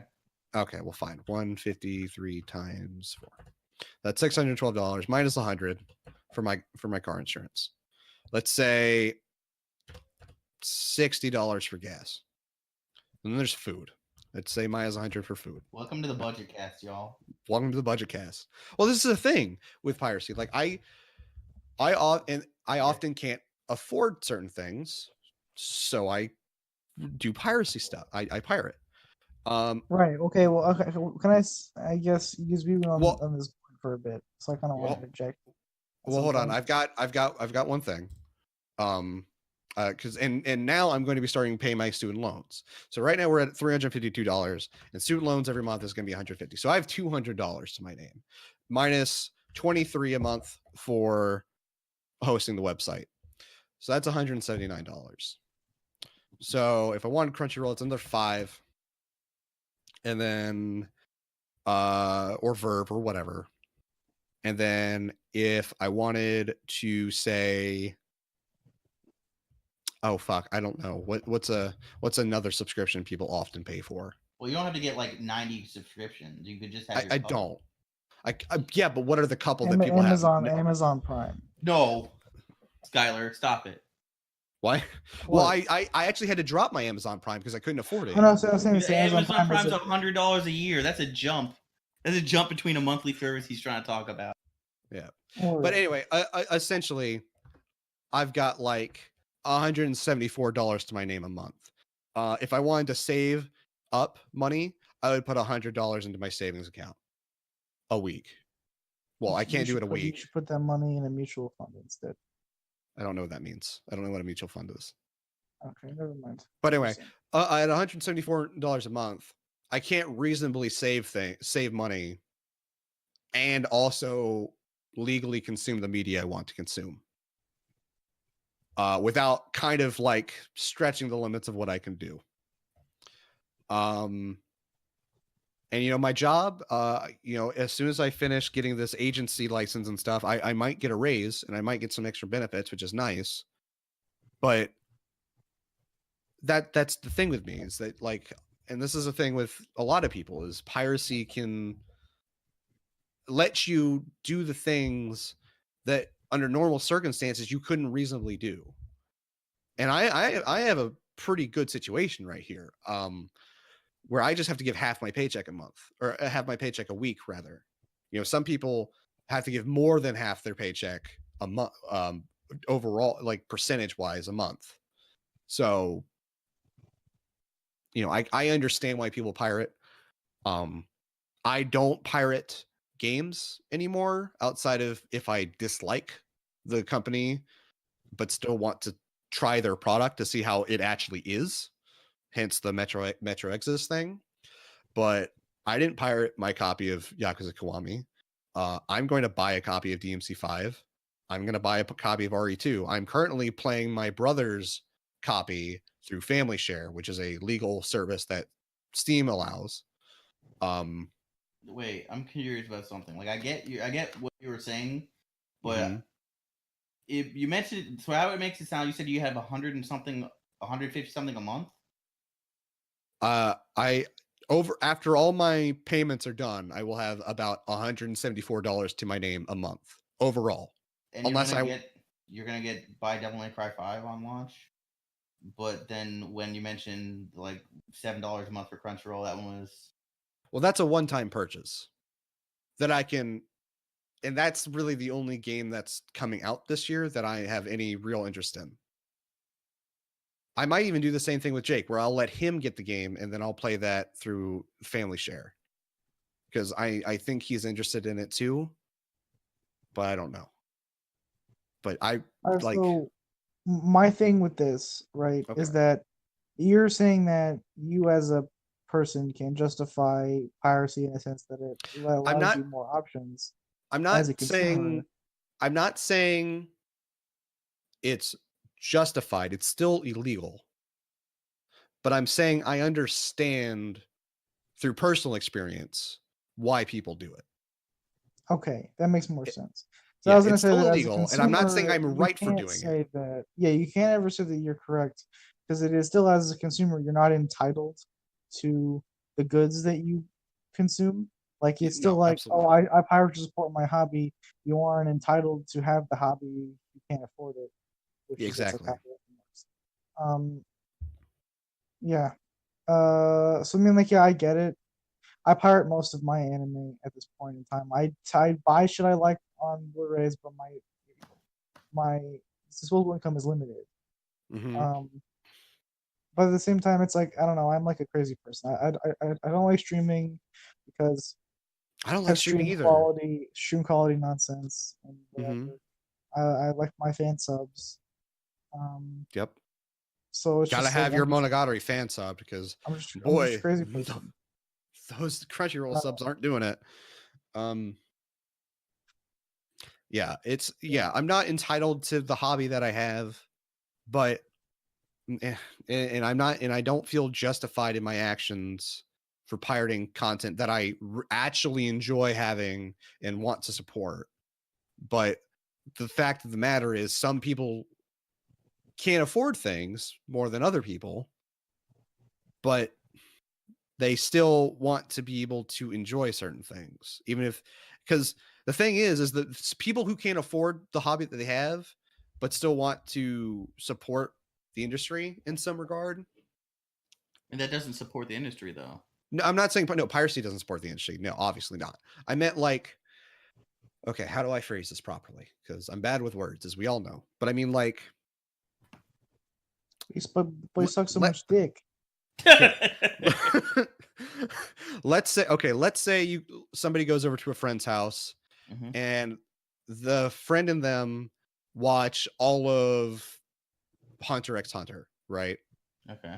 That person really enjoyed Hunter x Hunter and wants to support the people who made Hunter x Hunter, so they want to buy a Blu-ray copy of the whole Hunter x Hunter series. Yeah, that doesn't exist. Yeah, well, that too. I'm gonna Right. send Togashi an email or a mail that had 200 bucks in. Yeah. So, but let's say it did exist, right? Let's say it did exist, Fucking wish.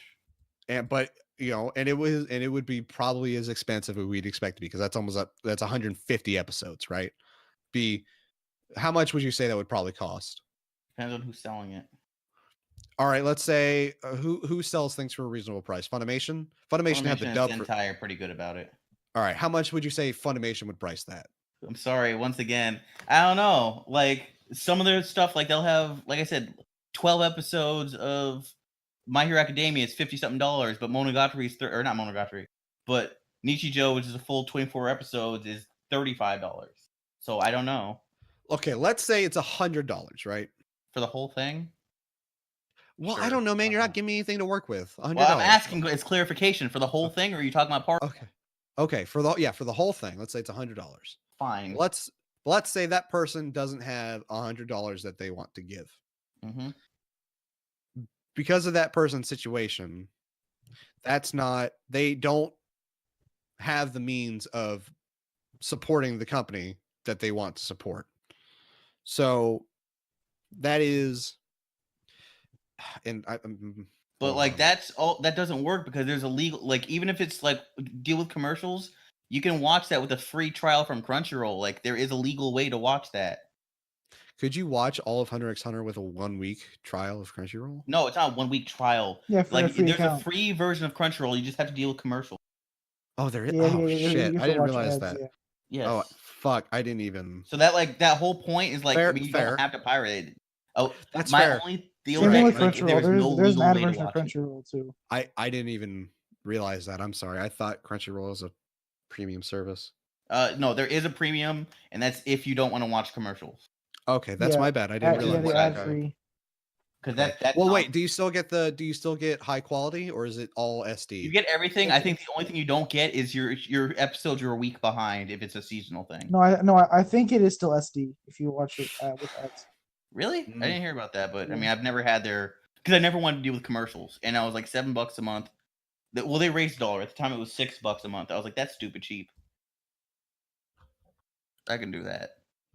I guess what I'm just trying to say is I'm not trying to justify my actions with pirating, but I understand why people pirate things if they can't afford it.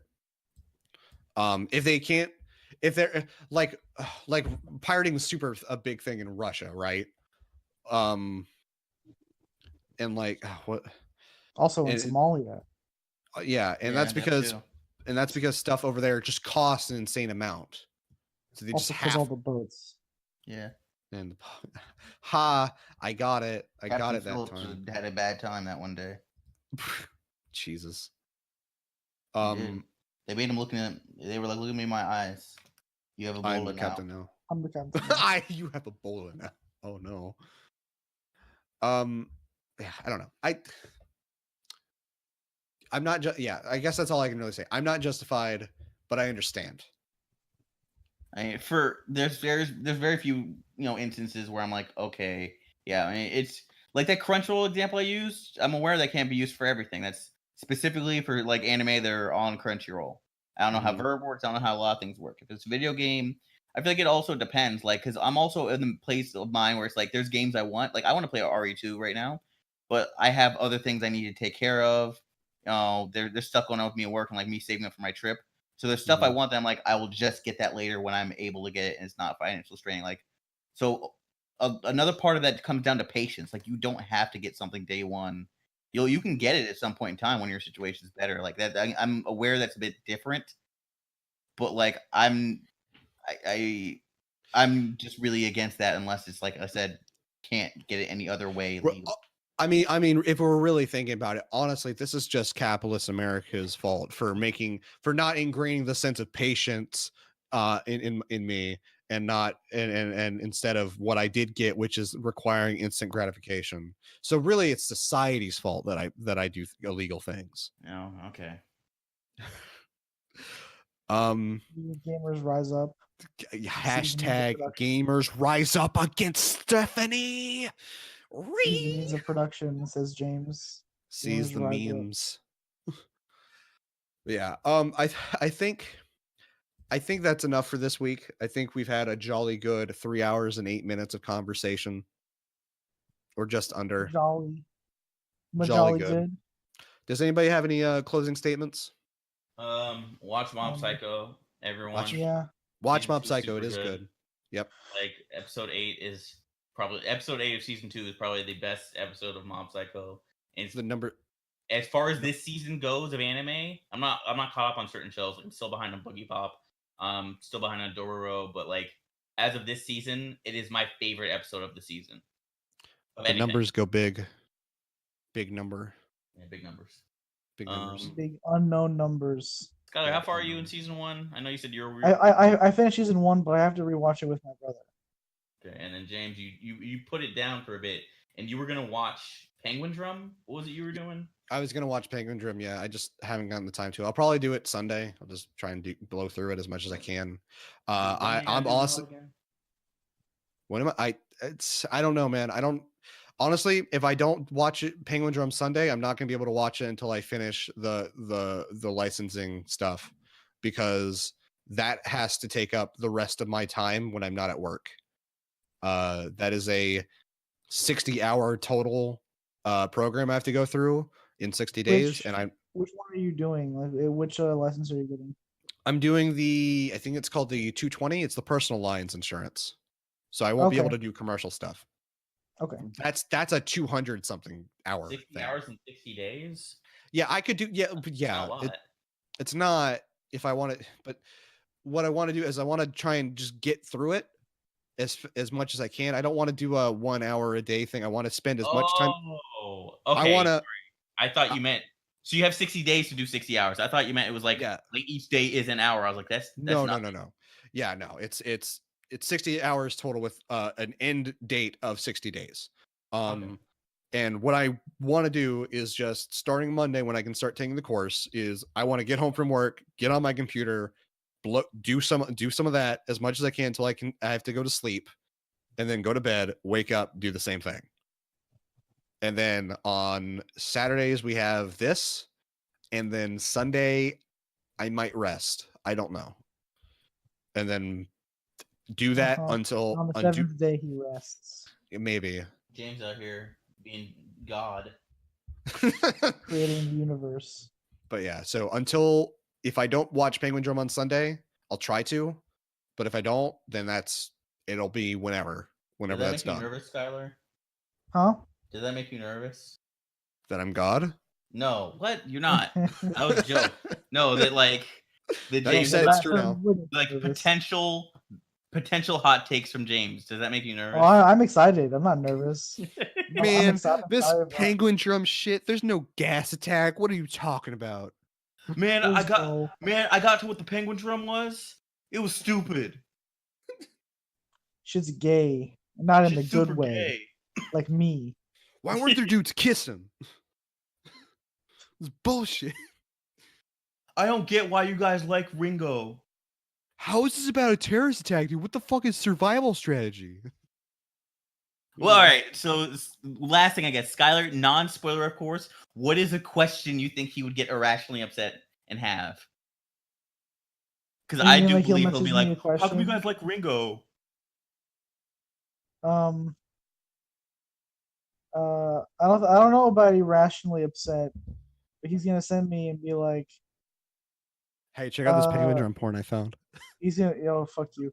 He's gonna message me and be like, bro, Yuri's the worst. Yeah. Well, I feel like it'll be a while before, but yeah. I could see him doing that. Honestly, realistically, I'm just gonna find Penguin Drum Rule 34 the day. Stop. Just to make me upset. Just to make you upset. Because there's only one. No, there's a couple characters who I'd care if there was like, because there has to be. It's the internet exists. There's always the Pokemon starters within an hour. There's some stuff that I'm like, oh man, I'm ready for this, and like I go online and I'm like, why is there nothing? Why is it empty? What? I know you said when you looked at your heart. Disappointed. No, I care about smiles to protect. Of what? That's on record. That's your love of white women is on record. I mean, those are all Japanese cartoons, but sure. Those aren't white women. Exactly, and those are the smiles I talk about protecting all the time. Whatever. Anyway, Lou is I've been super your. sweet. Everyone watch Lou Over the Wall. She's the cutest thing. All right. I've been your host, James Hansen. This is Claude. That's Skylar. Thank you again for Skylar over there. He's pointing. He's over in the Loli-Stomping corner. Why is he rubbing his hands menacingly? I've literally been looking at Splatoon. Why is his fan art nose for the past growing all of hour. a sudden? You're looking at Splatoon what? Fan art for the past hour. Have you been? What's Yeah, that rated? How old are those kids? I've been scrolling through all the Safe Guru posts. Yeah, I saw you post something in the Best Friends chat on podcast. I wasn't gonna tell on you, but I saw it. Yeah. Anyway, let me get through this real quick, guys. Thank you guys for watching. Please make sure to check out the new website, weeklydadcast.com. We've got the updated RSS feed in the description to this episode for all you guys listening there. iTunes hasn't changed. Y'all are all good. Email us at weeklydadcast@gmail.com if you have any questions, concerns, fucking, I don't know, send us a picture of Penguin Drum fan art that's safe. Okay? I don't want any fucking degenerates singing me Penguin Drum foot fetish stuff. Getting us That'd be the weird one. UN There's no after us. feet explicitly in that show. The penguin feet. What if it's penguin feet? Anyway, Fucking they could do that. James trying to get the UN peacekeepers to come after us. Remember that Podbean will no longer be our platform starting sometime in June. I'll make sure to give you guys an update on the next week. Thank you guys very much for watching. Have a nice night. Good night.